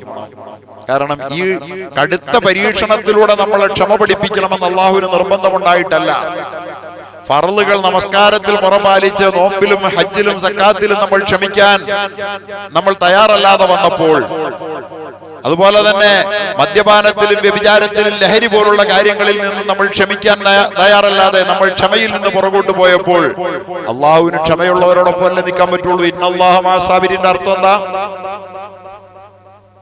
വെറുതെ പറയണോ? എല്ലാരും പറഞ്ഞു കേട്ടിട്ടുണ്ടല്ലോ. എന്താ എന്റെ അർത്ഥം? ഞാൻ ക്ഷമിക്കുന്നവരോടൊപ്പമേ ഉള്ളൂ എന്നാണ്. അപ്പൊ അല്ലാഹു തആല പിന്നെ എന്ത് ചെയ്യണം? എന്റെ സമുദായത്തെ ലാ ഇലാഹ ഇല്ലല്ലാഹ് പറഞ്ഞവനാണ് അല്ലദീന ഖാലൂ റബ്ബുനല്ലാഹ്. അവനെ പിന്നെ ക്ഷമ പഠിപ്പിക്കാൻ എന്ത് ചെയ്യണം? അള്ളാഹു ക്ഷമ പഠിപ്പിക്കാൻ തന്നിരിക്കുന്ന പരീക്ഷണങ്ങളാണിത്. ആ പരീക്ഷണം ഏതൊക്കെ ഉണ്ടാകുമെന്ന് ഖുർആനിൽ എണ്ണി പറഞ്ഞത്, ലനബ്ലുവന്നകും ബിശൈഇൻ മിനൽ ഖൗഫ്, പേടി, വൽ ജൂഅ്, വിശപ്പ്, നഖ്സിൻ മിനൽ അംവാൽ, സമ്പത്ത് പിടിച്ചെടുക്കൽ, എല്ലാം പിടിച്ചെടുക്കൽ. അതാണ് നഖ്സിൻ മിനൽ അംവാൽ. എന്താണ്? പൗരത്വം വരുന്നതോടെ പ്രോപ്പർട്ടി എല്ലാം പിടിച്ചെടുക്കുമെന്ന്. നഖ്സിൻ മിനൽ അംവാൽ വൽ അൻഫുസ്, ആളെ കൊന്നു തീർത്ത്, വത്തമറാത്ത്, കൃഷി നഷ്ടം. അത് പടച്ചവന്റെ പരീക്ഷണത്തിന്റെ ഭാഗമാണ്. ബശ്ശിരി സാബിരീൻ, ക്ഷമിക്കുന്നവർക്ക് സന്തോഷം പറഞ്ഞേക്കുക. ക്ഷമ, ഈ ഉമ്മത്ത് അള്ളാഹുവിന്റെ നിയമങ്ങൾ അനുസരിക്കുന്നതിൽ ക്ഷമ ശീലിക്കണം. അതുകൊണ്ട് ഞാൻ പറയുകയാണ്, നമുക്കിവിടെ 2-3 വഴികളുണ്ട്. ഒന്നെന്താണെന്നറിയാമോ? അള്ളാഹു പറയുന്നു, കദാലിക ജഅൽനാകും ഉമ്മത്തൻ വസതൻ ലിതകൂനു ശുഹദാഅ അലന്നാസ്. ജനങ്ങളെ, നിങ്ങളെ അല്ലാഹു തആല ഒരു മധ്യ സമൂഹമാക്കിയിരിക്കുകയാണ്. മുസ്ലിം ഉമ്മത്ത് എന്ന് പറയുന്നത് മറ്റുള്ളവരുടേതുപോലെയല്ല. അള്ളാഹു ഓരോ കാലത്തും ഒരു ഇസ്ലാമിക സമൂഹത്തെ ഒരു സ്ഥലത്ത് അള്ളാഹു പാർപ്പിക്കുകയും അവർക്ക് അവിടെ അധികാരവും സുഖജീവിതവും നൽകുകയും ചെയ്തിട്ടുണ്ടെങ്കിൽ നിങ്ങളെ അള്ളാഹു ആ ജനങ്ങളുടെ ഷഹീദാക്കിയിരിക്കുകയാണ്, സാക്ഷികളാക്കിയിരിക്കുക. എന്ന് പറഞ്ഞാൽ എങ്ങനെയാണ് അള്ളാഹുവിന്റെ നിയമം അനുസരിച്ച് ജീവിക്കേണ്ടത് എന്നുള്ളതിന് നിങ്ങൾ അവർക്ക് സാക്ഷിയായി കാണിച്ചു കൊടുക്കണം. നമ്മുടെ ജോലി അതാണ്. കദാലിക ജഅൽനാകും ഉമ്മത്തൻ വസത്തൻ, ഒരു മധ്യമ സമൂഹമാണ് നിങ്ങൾ. എന്തിന്? ലിതകൂനു ശുഹദാ അലന്നാസ്. എങ്ങനെയാണ് അള്ളാഹുവിന്റെ നിയമം അനുസരിച്ച് സന്തോഷത്തോടെ മനുഷ്യർ ഈ ലോകത്ത് ജീവിക്കേണ്ടത് എന്നുള്ളതിന് നിങ്ങൾ സാക്ഷികളാകണം. വയകൂന റസൂലു അലൈക്കും ഷഹീദ. നിങ്ങളുടെ റസൂൽ നിങ്ങൾക്ക് മുമ്പിൽ സാക്ഷിയായിരുന്നല്ലോ. എങ്ങനെയാണ് അള്ളാഹുവിനെ അനുസരിച്ച് ജീവിക്കുക എന്നുള്ളതിന് റസൂൽ സാക്ഷിയായിരുന്നില്ലേ? റസൂൽ നിങ്ങൾക്കിടയിൽ ജീവിച്ച് സാക്ഷിയായി. അതുപോലെ നിങ്ങൾ നിങ്ങളുടെ മറ്റ് ജനങ്ങൾക്കിടയിൽ അള്ളാഹുവിന്റെ നിയമം അനുസരിച്ച് സാക്ഷിയാകണം. ഒന്നാമത്തെ ഈ പ്രശ്നത്തിന്റെ പോംവഴി നമ്മൾ ഷഹാദത്ത്, അഷ്ഹദു അല്ലാ ഇലാഹ ഇല്ലല്ലാഹ്. ഷഹാദത്ത് വെറുതെ പറയാറില്ലേ? ഞാൻ സാക്ഷിയാണ് എന്റെ അള്ളാഹുവിന്റെ ദീനനുസരിച്ചുള്ള ജീവിതത്തിന്, അതെനിക്ക് അനായാസമാണെന്നതിന് സാക്ഷിയാണ്. നമ്മൾ ഷഹീദാകണം എന്ന് പറഞ്ഞാൽ നമ്മുടെ ജീവിതം കൊണ്ട് നമുക്ക് അള്ളാഹുവിന്റെ നിയമം ഈ ലോകത്ത് നിലനിൽക്കുമെന്ന് നമ്മുടെ ജീവിതം കൊണ്ട് ഷഹീദായി കാട്ടിക്കൊടുക്കണം. രണ്ടാമത്തേത് എന്താ? നമ്മൾക്ക് അള്ളാഹു എവിടെയെങ്കിലും അവസരം തന്നാൽ അവിടെ അള്ളാഹുവിന്റെ ദീനിനെ ദഅവത്ത് ചെയ്യണം. ഒരു ഉദ്യോഗസ്ഥനായാൽ, ഒരു മുസ്ലിം ഉദ്യോഗസ്ഥൻ എങ്ങനെയാണെന്ന് കാട്ടിക്കൊടുക്കണം. ഒരു അധ്യാപകനായാൽ ഒരു മുസ്ലിം അധ്യാപകൻ എങ്ങനെയാണെന്ന് കാട്ടിക്കൊടുക്കണം. ഒരു കടക്കാരനായാൽ ഒരു മുസ്ലിം കടക്കാരൻ എങ്ങനെയാണെന്ന് കാട്ടിക്കൊടുക്കണം.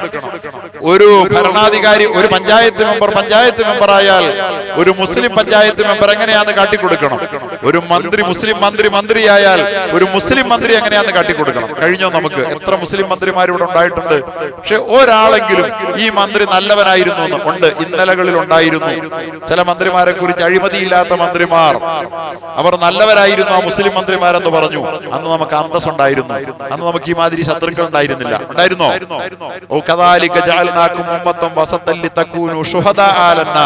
നിങ്ങൾ ജനങ്ങൾക്കിടയിൽ ജീവിച്ച് സാക്ഷികളാകണം. അതുകൊണ്ട് നമ്മൾ ആരായി നമ്മളെ ജീവിപ്പിച്ചോ? യൂറോപ്പിലെ ക്രിസ്ത്യാനികൾക്ക് മുമ്പിൽ സാക്ഷികളാകാൻ കഴിഞ്ഞില്ല. ഇന്ത്യയിലെ മുഗൾ ഭരണകർത്താക്കൾക്ക് ഇന്ത്യയിലെ ഹിന്ദു ജനങ്ങൾക്ക് മുമ്പിൽ എങ്ങനെയാണ് ജീവിക്കേണ്ടതെന്ന് സാക്ഷികളാകാൻ കഴിഞ്ഞില്ല.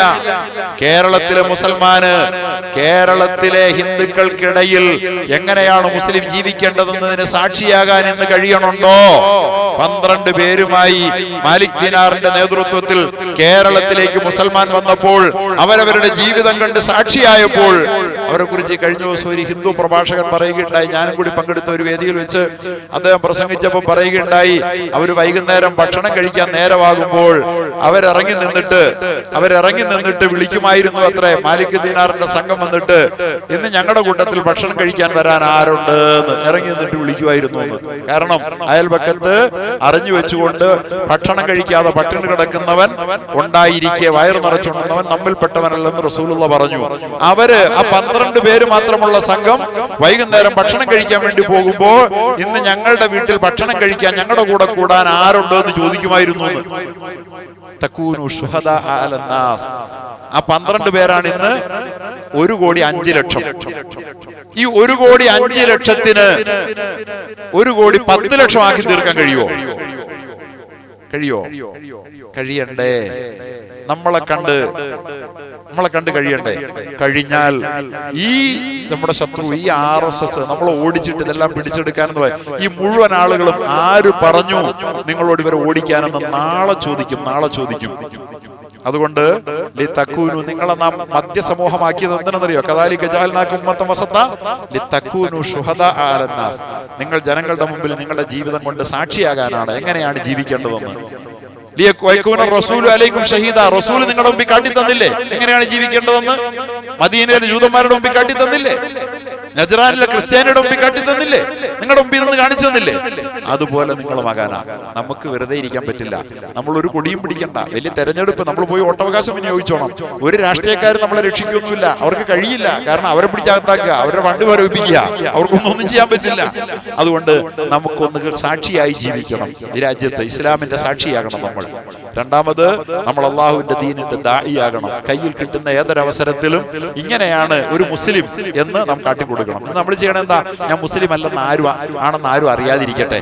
എന്റെ മുഖത്ത് താടി ഉണ്ടെങ്കിൽ ആരെങ്കിലും അറിഞ്ഞാലോ, എന്റെ തലയിൽ തൊപ്പി ഉണ്ടെങ്കിൽ ആരെങ്കിലും അറിഞ്ഞാലോ, ഞാനൊരു മുസ്ലിം ആണെന്ന് ആരും അറിയാതിരിക്കട്ടെ. ഒളിച്ചു കളിക്കരുത്. അള്ളാഹുവിലേക്ക് വിളിക്കുന്നവനേക്കാൾ കൂടുതൽ നന്മ ചെയ്യുന്നവൻ ആരാണ്? അള്ളാഹുവിലേക്ക് ആളുകളെ ഞാൻ മുസ്ലിമീൻ, ഞാൻ മുസ്ലിമീങ്ങളിൽ പെട്ടവനാണെന്ന് ഊർജത്തോടുകൂടി പറയുകയും ചെയ്യുന്നവനേക്കാൾ ഒരിക്കലും നമ്മൾ ആരും ഞാൻ മുസ്ലിം അല്ലെന്ന് പറയരുത്. ഐഡന്റിറ്റി ഹൈഡ് ചെയ്യരുത്, വ്യക്തിത്വം മറച്ചു വെക്കരുത്. മുസ്ലിമായി ഞാൻ മുസ്ലിമാണെന്ന് പറഞ്ഞുകൊണ്ട് പേടിയില്ലാതെ നമ്മൾ തെരുവിലൂടെ നടക്കണം. രണ്ടാമത്തെ ജോലി അതാണ് നമുക്കിപ്പോ ചെയ്യാൻ പറ്റുന്നത്. മൂന്നാമതൊരു വഴിയുണ്ട്, എന്താണെന്നറിയോ? വലൗലാ ദഫഉല്ലാഹി നാസ ബഅളഹും ബിബഅളിൻ ലഹുദ്ദിമത് സവാമിഉ ബിഅഉം വസലവാതുൻ വമസാജിദു യുദ്കറു ഫീഹാ ഇസ്മുല്ലാഹി കസീറാ വലയൻസുറന്നല്ലാഹു മൻ യൻസുറു. പള്ളികളൊക്കെ പൊളിയാൻ കാരണം എന്താ? വലൗലാ ദഫഉല്ലാഹി നാസ ബഅളഹും ബിബഅൾ, അല്ലാഹു ജനങ്ങളിൽ ചിലരെ മറ്റു ചിലരെ കൊണ്ട് തടഞ്ഞില്ലായിരുന്നുവെങ്കിൽ എന്ന് പറഞ്ഞാൽ അക്രമം പ്രവർത്തിക്കുന്ന ആളുകളെ മറ്റുള്ള ആളുകൾ തടഞ്ഞില്ലായിരുന്നുവെങ്കിൽ. അപ്പൊ അക്രമം ചെയ്യുന്ന ആളുകൾ അക്രമം ചെയ്യുന്ന കണ്ടാൽ മിണ്ടാതിരിക്കുകയല്ല വേണ്ടത്, പറ്റില്ലെന്ന് പറയണം. ശക്തി കൊണ്ട് പറയാൻ പറ്റുമെങ്കിൽ അങ്ങനെ പറയണം. ശക്തി ഉപയോഗിക്കാൻ പറ്റില്ലേ നാക്കുകൊണ്ട് പറയണം. ഇനി അതിനും പറ്റില്ലെങ്കിൽ മനസ്സുകൊണ്ട് ആ തെറ്റാണെന്ന് അറിഞ്ഞുകൊണ്ട് വെറുക്കണം. ബാബരി മസ്ജിദ് പൊളിച്ചതും അമ്പലം പണിതതും തെറ്റാണെന്ന് അവസാനം വരെ പറയണം. അത് മതസൗഹാർദ്ദത്തിന്റെ പ്രതീകമാണെന്ന് പറയരുത്. പ്രതിരോധത്തിന്റെ 3 മാർഗമാണ്. ശക്തി ഉണ്ടെങ്കിൽ ശക്തി കൊണ്ട് കൈകൊണ്ട് തടയണം, ശക്തിയില്ലെങ്കിൽ നാവ് കൊണ്ട് പ്രതിഷേധത്തിന്റെ ശബ്ദം ഉയർത്തണം. മൂന്നാമത് അതിനും പറ്റില്ല, പറഞ്ഞാലും പറ്റില്ല. പറഞ്ഞാൽ പറ്റില്ലാത്ത സ്ഥിതി ഇന്ത്യയിൽ ഇന്നില്ല. ഇപ്പൊ പറയാം, എല്ലാവർക്കും പറയാം, എല്ലാരും പറയണമെന്നേ ഉള്ളൂ, പറയുന്നില്ല. അത് നമ്മൾ സ്വയം വേണ്ടെന്ന് വെച്ചതാണ്. പറയാം, ആ ശബ്ദം ഉയർത്തണം നമ്മൾ. മൂന്നാമത്തേതാണ്, അത് കഴിയാതെ വരുമ്പോഴാണ് ബാബരി മസ്ജിദ് ക്ഷേത്രമാക്കിയത് തെറ്റാണ്, പക്ഷെ പറയാൻ പറ്റില്ല എന്ന് വിചാരിച്ച് വെറുക്കുക. ആ തെറ്റിനെ തെറ്റാണെന്ന് അംഗീകരിച്ചുകൊണ്ട് വെറുക്കുക. പക്ഷെ തെറ്റ് ശരിയാണെന്ന് പറയരുത് ഒരിക്കലും. നമ്മൾ തെറ്റ് ശരിയാണെന്ന് ഒരു കാലത്ത് നമ്മൾ പറയരുത്. ഈ 2-3 വഴികൾ ഇസ്ലാമിക സമൂഹത്തിന്: ഒന്ന് ഷഹീദാവുക, 2 നമ്മൾ നമ്മുടെ ജീവിതം കൊണ്ട് നമ്മൾ കഴിയുന്നത്ര ഇസ്ലാമിന്റെ ദാഇകളാവുക. ഏതവസരമാണോ അല്ലാഹ് തന്നിട്ടുള്ളത് അത് ഉപയോഗിച്ചുകൊണ്ട് ഒരു മുസ്ലിമായ ഞാൻ ഇങ്ങനെയാണ് എന്ന് ലോകത്തെ കാട്ടിക്കൊടുക്കുക. മൂന്നാമത്തത് കഴിയുന്ന വിധത്തിൽ പ്രതിരോധം. രാഷ്ട്രീയക്കാരുടെ കൂട്ടത്തിൽ ചേർന്നുകൊണ്ടാകാം, നമ്മുടെ രാഷ്ട്രീയക്കാരുടെ കൂട്ടത്തിൽ ചേരാം, പ്രതിരോധത്തിന്റെ ശബ്ദം ഉയർത്താൻ. ആളും വായുധം ഒന്നും എടുക്കണ്ട, നമ്മുടെ രാജ്യത്ത് അതില്ല, അതിന് യാതൊരു കാര്യമില്ല, അത് വിജയകരവുമല്ല. അങ്ങനെ ഒരു പ്രതിരോധത്തിന്റെ യാതൊരു സാധ്യതയും നമ്മുടെ മുമ്പിലില്ല. പിന്നെ എന്താ ഉള്ളത്? ശബ്ദമുയർത്താൻ. ആരൊക്കെ ശബ്ദം ഉയർത്തുന്നു അവരുടെ കൂട്ടത്തിലൊക്കെ ശബ്ദം ഉയർത്തുക. ജനങ്ങളിൽ ചിലർ മറ്റു ചിലരെ തടഞ്ഞില്ലായിരുന്നെങ്കിൽ, അള്ളാഹ് തടയാൻ അവർക്ക് പ്രേരണ കൊടുത്തില്ലായിരുന്നെങ്കിൽ എന്തുവരും? ക്രിസ്ത്യൻ ദേവാലയങ്ങൾ പൊളിഞ്ഞു പോയേനെ, ജൂത ദേവാലയങ്ങൾ, ക്രൈസ്തവ ചർച്ചുകൾ പൊളിഞ്ഞു പോയേനെ. അള്ളാഹ്ക്ക് ചർച്ച് പൊളിയുന്ന പ്രയാസം ഉണ്ടെന്നോ? ഹിന്ദു ക്ഷേത്രങ്ങൾ പൊളിഞ്ഞു പോയേനെ. മുസ്ലിം പള്ളികൾ പൊളിഞ്ഞു പോയേനെ. ഇതൊന്നും പൊളിയാനല്ല, ആളുകൾ ഇതൊന്നും പൊളിക്കണ്ട. ഇതൊന്നും പൊളിക്കേണ്ട പണി ആരെ ഏൽപ്പിച്ചിട്ടില്ല. ഇതൊക്കെ ഇവിടെ നിലനിൽക്കണമെങ്കിൽ എന്ത് വേണം? പരസ്പരം പ്രതിരോധം തീർക്കണം. പ്രതിരോധം വാളെടുക്കാൻ പറ്റാത്തടത്ത് വാളെടുക്കൽ പ്രതിരോധമല്ല, നാവെടുക്കാവുന്നിടത്ത് നാവെടുക്കൽ പ്രതിരോധമാണ്. ആ പണി നമ്മൾ ചെയ്യണം. ചെയ്തില്ലെങ്കിൽ ഇതൊക്കെ പൊളിഞ്ഞോണ്ടിരിക്കും. അല്ലാഹു തആല ഈ സന്ദർഭത്തിൽ, ഞാൻ അല്പസമയം നീണ്ടുപോയെന്നാണ് എനിക്ക് തോന്നുന്നത്, എന്റെ വാക്കുകൾ ഉപസംഹരിക്കുകയാണ്. ഈ സന്ദർഭത്തിൽ നമുക്ക് അള്ളാഹുവിന്റെ ദീനനുസരിച്ച് ജീവിച്ചില്ലെങ്കിൽ വരാൻ പോകുന്ന ദുരന്തം എന്താണെന്ന് അമേരിക്കയിലെ ഉദാഹരണം ഞാൻ നിങ്ങളോട് ചൂണ്ടിക്കാട്ടിയത് അതിന്റെ പേരില്ല. നാളെ പോകുന്ന വഴി പോട്ടെ എന്ന് വിചാരിച്ചാൽ ഈ മക്കൾ നമുക്ക് ഭീഷണിയായി മാറുന്ന, അള്ളാഹുവിന്റെ ദീൻ നഷ്ടപ്പെട്ട് ദീനും ദുനിയാവും ആഖിറവും നഷ്ടപ്പെടുന്ന ഒരു മഹാദുരന്തത്തിലേക്ക് തുർക്കിയിലെ ഖിലാഫത്തുണ്ടായിരുന്ന തുർക്കി നഷ്ടപ്പെട്ടതുപോലെ യൂറോപ്പിന്റെ ഇടപെടൽ കൊണ്ട്, അതുപോലെ തന്നെ ഇമാം ബുഖാരിയുടെ ഉള്ള ബുഖാറ നമുക്ക് ഒരു കാലത്ത് കമ്മ്യൂണിസ്റ്റ് റഷ്യയുടെ കീഴിൽ നഷ്ടപ്പെട്ടതുപോലെ, സമർക്കന്ത് നഷ്ടപ്പെട്ടതുപോലെ ഇല്ലേ? എല്ലാം നഷ്ടപ്പെടും. നമ്മൾ മൗനികളായാൽ നമുക്ക് ചില പണികളുണ്ട്. ആരാണ് നല്ലത് ചെയ്യുന്നതെന്ന് കാണാൻ കുറച്ച് സമയം നമുക്ക് തന്നിട്ടുള്ളൂ. ആ സമയത്ത് നമ്മുടെ ദൗത്യം മനസ്സിലാക്കിക്കൊണ്ട് നമ്മൾ ഉണർന്ന് പ്രവർത്തിക്കുക. നമ്മൾ നമ്മുടെ ജീവിതം കൊണ്ട് ലോകത്തിന് സാക്ഷികളാവുക. റസൂലുള്ളാഹി സ്വല്ലല്ലാഹു അലൈഹി വസല്ലം സഹാബാക്കളുടെ മുമ്പിൽ നിന്ന് തന്റെ ജീവിതം കൊണ്ട് ലോകത്ത് എങ്ങനെയാണ് അള്ളാഹുവിന്റെ ഇഷ്ടത്തിനനുസരിച്ച് നാം ജീവിച്ച് വിജയിക്കുക എന്ന് സാക്ഷിയായ പോലെ നമ്മൾ സാക്ഷികളാവുക. നമ്മൾ നമ്മുടെ ജീവിതം കൊണ്ട് ദാഇകളാവുക. നമ്മുടെ മുഗളന്മാരും അതുപോലെ തന്നെ സ്പെയിൻകാരും ദാഇകളായില്ല എന്ന ഒറ്റ കാരണം കൊണ്ടാണ് യൂറോപ്പ് നമുക്ക് നഷ്ടപ്പെട്ടു പോയത്. ഇസ്ലാമിക യൂറോപ്പാകേണ്ടത് ക്രൈസ്തവ യൂറോപ്പായി നിലനിന്നത്. ഇസ്ലാമിക ഇന്ത്യ ആകേണ്ടത് ഹൈന്ദവ ഇന്ത്യ, ഭൂരിപക്ഷ ഇന്ത്യയായി നിലനിന്നത് ദഅവത്ത് നടത്താൻ കൂട്ടാക്കാതിരുന്നതാണ്. അതിന്റെ ദുരന്തം അത്ര വലുതാണ്. അതോടൊപ്പം തന്നെ നമ്മൾ പ്രതിരോധത്തിന്റെ എല്ലാവരും പേടിച്ച് മാളത്തിൽ ഒളിക്കരുത്. പള്ളി പിടിച്ചെടുക്കാൻ, കണ്ണാടി പള്ളി പിടിച്ചെടുക്കാൻ വരുമ്പോ എല്ലാവർക്കും ഇറങ്ങി നിന്ന് ആ സംഘത്തെ ചെറുക്കാൻ പറ്റുമെങ്കിൽ പറ്റുന്നിടത്തോളം ചെറുക്കണ്ടേ? ആണോ? വേണ്ടേ? ഒരു 500 പേരുണ്ട്, അവരെ ചെറുക്കാൻ നമുക്ക് പറ്റില്ലെന്ന് പറഞ്ഞുകൊണ്ട് 500 പേരപ്പുറത്ത് നമുക്ക് നിന്നുകൊണ്ട് പറ്റില്ലെന്ന് പറയണ്ടേ? ഇനി അതിന് പറ്റാത്ത ഒരു സാഹചര്യം വന്നാൽ ഞങ്ങൾ സമ്മതിക്കില്ല എന്ന് ഒച്ചയെങ്കിലും ഉണ്ടാക്കണ്ടേ? ഇതൊന്നും ചെയ്യാതെ ഒളിച്ച് കളിക്കുന്ന ഈ പ്രവണത മുസ്ലിം ഉമ്മത്തിൽ എന്ന് വന്നോ, അത് നമ്മുടെ എല്ലാ പ്രഭാവവും നമ്മുടെ അസ്തിത്വവും നമ്മുടെ വിജയസാധ്യതകളെയും ഇല്ലാതാക്കുകയാണ് എന്ന് തിരിച്ചറിഞ്ഞുകൊണ്ട് നമ്മൾ സ്വന്തമായി ചേർന്ന് നിന്നുകൊണ്ടും നമ്മളോടൊപ്പം ചേരാൻ മനസ്സുള്ള ധാരാളം ആളുകളോടുണ്ട്, അവരോട് ചേർന്ന് നിന്നുകൊണ്ടും ഇതരരായ ആളുകളോട് ചേർന്ന് നിന്നുകൊണ്ടും നമ്മൾ ഏറ്റവും സമാധാനപൂർണമായ വഴികളിലൂടെ സായുധമല്ലാത്ത നിയമവിരുദ്ധവുമല്ലാത്ത, ഇന്ന് ശബ്ദമുയർത്തുന്ന നിയമവിധേയമാണ് ഇന്ത്യയുടെ ഭരണഘടനയ്ക്ക് കീഴിൽ, ആ വഴികളിലൂടെ ബാലറ്റിന്റെ സ്വാതന്ത്ര്യത്തെ പരമാവധി ഉപയോഗിച്ച് ഇന്ന് അൽഹംദുലില്ലാഹ് മലപ്പുറം ജില്ലയിൽ മുസ്ലിമീങ്ങൾ, ഈ വടക്കൻ മേഖലകളിൽ മുസ്ലിമീങ്ങൾ ഒരുമിച്ച് ജീവിക്കുന്ന കാരണത്തിന്റെ പേരിൽ നമുക്ക് മന്ത്രിമാരുണ്ടായില്ലേ? നമ്മുടെ ബാലറ്റ് നമ്മൾ ഒരുമിച്ച് വിനിയോഗിച്ചപ്പോൾ മന്ത്രിമാരുണ്ടായില്ലേ? എന്തുകൊണ്ട് പാർലമെന്റിൽ 70 എംപിമാരെ ഉത്പാദിപ്പിക്കാൻ നമുക്ക് കഴിയാതെ പോയി?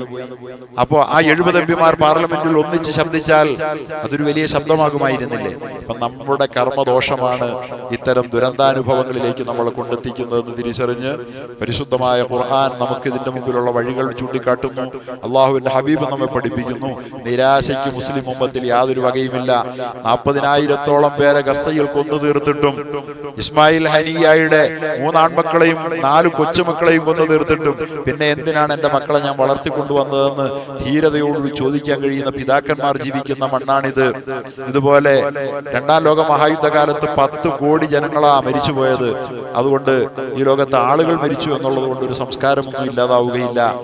അതുകൊണ്ട് സ്വർഗത്തിന് വേണ്ടി ഒരുക്കപ്പെട്ടിരിക്കുന്ന ഒരു സമൂഹത്തെ അവർ യഥാർത്ഥത്തിൽ ക്ഷമാശീലരായി മാറിയില്ലെങ്കിൽ, അള്ളാഹുവിന്റെ നിയമം അനുസരിക്കുന്നതിന് വേണ്ടിയിട്ടുണ്ടാകുന്ന അസ്വസ്ഥതകളെ സഹിച്ചുകൊണ്ട് ക്ഷമിക്കാൻ അവർ തയ്യാറല്ലെങ്കിൽ, അള്ളാഹു നമ്മെ ക്ഷമ പഠിപ്പിച്ച് സ്വർഗത്തിന് പാകപ്പെടുത്തുന്ന ഈ പദ്ധതികൾ കാണുമ്പോൾ പേടിക്കുകയല്ല വേണ്ടത്, നമ്മൾ ഉറച്ചു നിൽക്കുക ക്ഷമയോടെ. അള്ളാഹു നമ്മെ അനുഗ്രഹിക്കും, സഹായിക്കും. അതുകൊണ്ട് തെരഞ്ഞെടുപ്പ് വരുന്ന സമയത്ത് സമ്മതിദാനാവകാശം ഫർളുകളൊന്നും മുടക്കാതെ വിനിയോഗിച്ചുകൊണ്ട് തന്നെ അള്ളാഹുവിനോട് ആത്മാർത്ഥമായി ദുആ ചെയ്തുകൊണ്ട് നല്ലൊരവസ്ഥ നമ്മുടെ രാജ്യത്തുണ്ടാകുന്നതിന് വേണ്ടി നമ്മളെല്ലാവരും പ്രാർത്ഥിക്കുക. പടച്ച തമ്പുരാൻ നമുക്ക് എല്ലാവർക്കും അതിന് ഭാഗ്യം നൽകുമാറാകട്ടെ എന്ന് ആത്മാർത്ഥമായി ദുആ ചെയ്തുകൊണ്ട് ഇവിടെ വരാനും നിങ്ങളെ കാണാനും നമ്മളോട് കുറേ നേരം വർത്തമാനം പറയാനും ഒക്കെ അവസരം തന്ന ബഹുമാന്യരായ നമ്മുടെ ഉസ്താദുമാർ, അത്തീഖുർ റഹ്മാൻ ഉസ്താദ്, ഇബ്രാസ് ഉസ്താദ്, അതുപോലെ തന്നെ നമ്മുടെ ഷമീസ് ഉസ്താദ് അടക്കമുള്ള നമ്മുടെ ഇവിടുത്തെ ഉസ്താദുമാരൊക്കെ ഉണ്ട്. നമ്മുടെ കൂട്ടുകാരാണ് ഇവരൊക്കെ.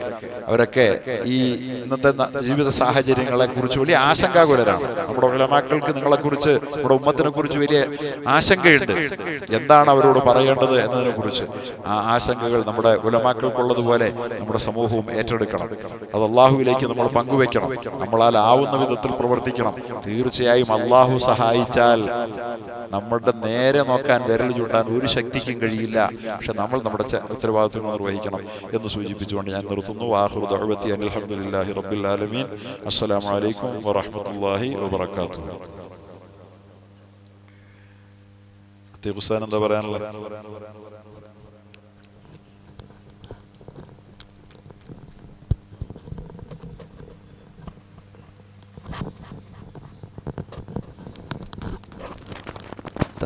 ചായ റെഡിയാക്കി വെച്ചിട്ടുണ്ട്.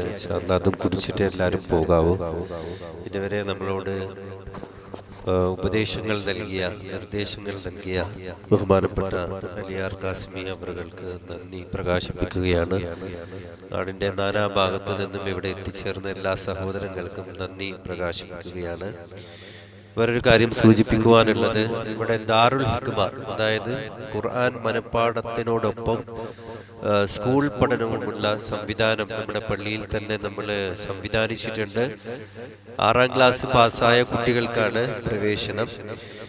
10ാം ക്ലാസ് പൂർത്തിയാകുന്ന സമയത്ത് ഹിഫ്ള് അടക്കം പൂർത്തിയാകുന്ന സംവിധാനത്തിലാണ് നമ്മൾ പദ്ധതികൾ തയ്യാറാക്കിയിരിക്കുന്നത് ഇൻഷാ അല്ലാഹ്. അതുപോലെ ഈവനിങ് മദ്രസയിലേക്കുമുള്ള അഡ്മിഷൻ തുടർന്നുകൊണ്ടിരിക്കുകയാണ്. അതിൻ്റെ അപേക്ഷാ ഫോം പള്ളിയുമായി ബന്ധപ്പെട്ടാൽ നിങ്ങൾക്ക് ലഭിക്കും.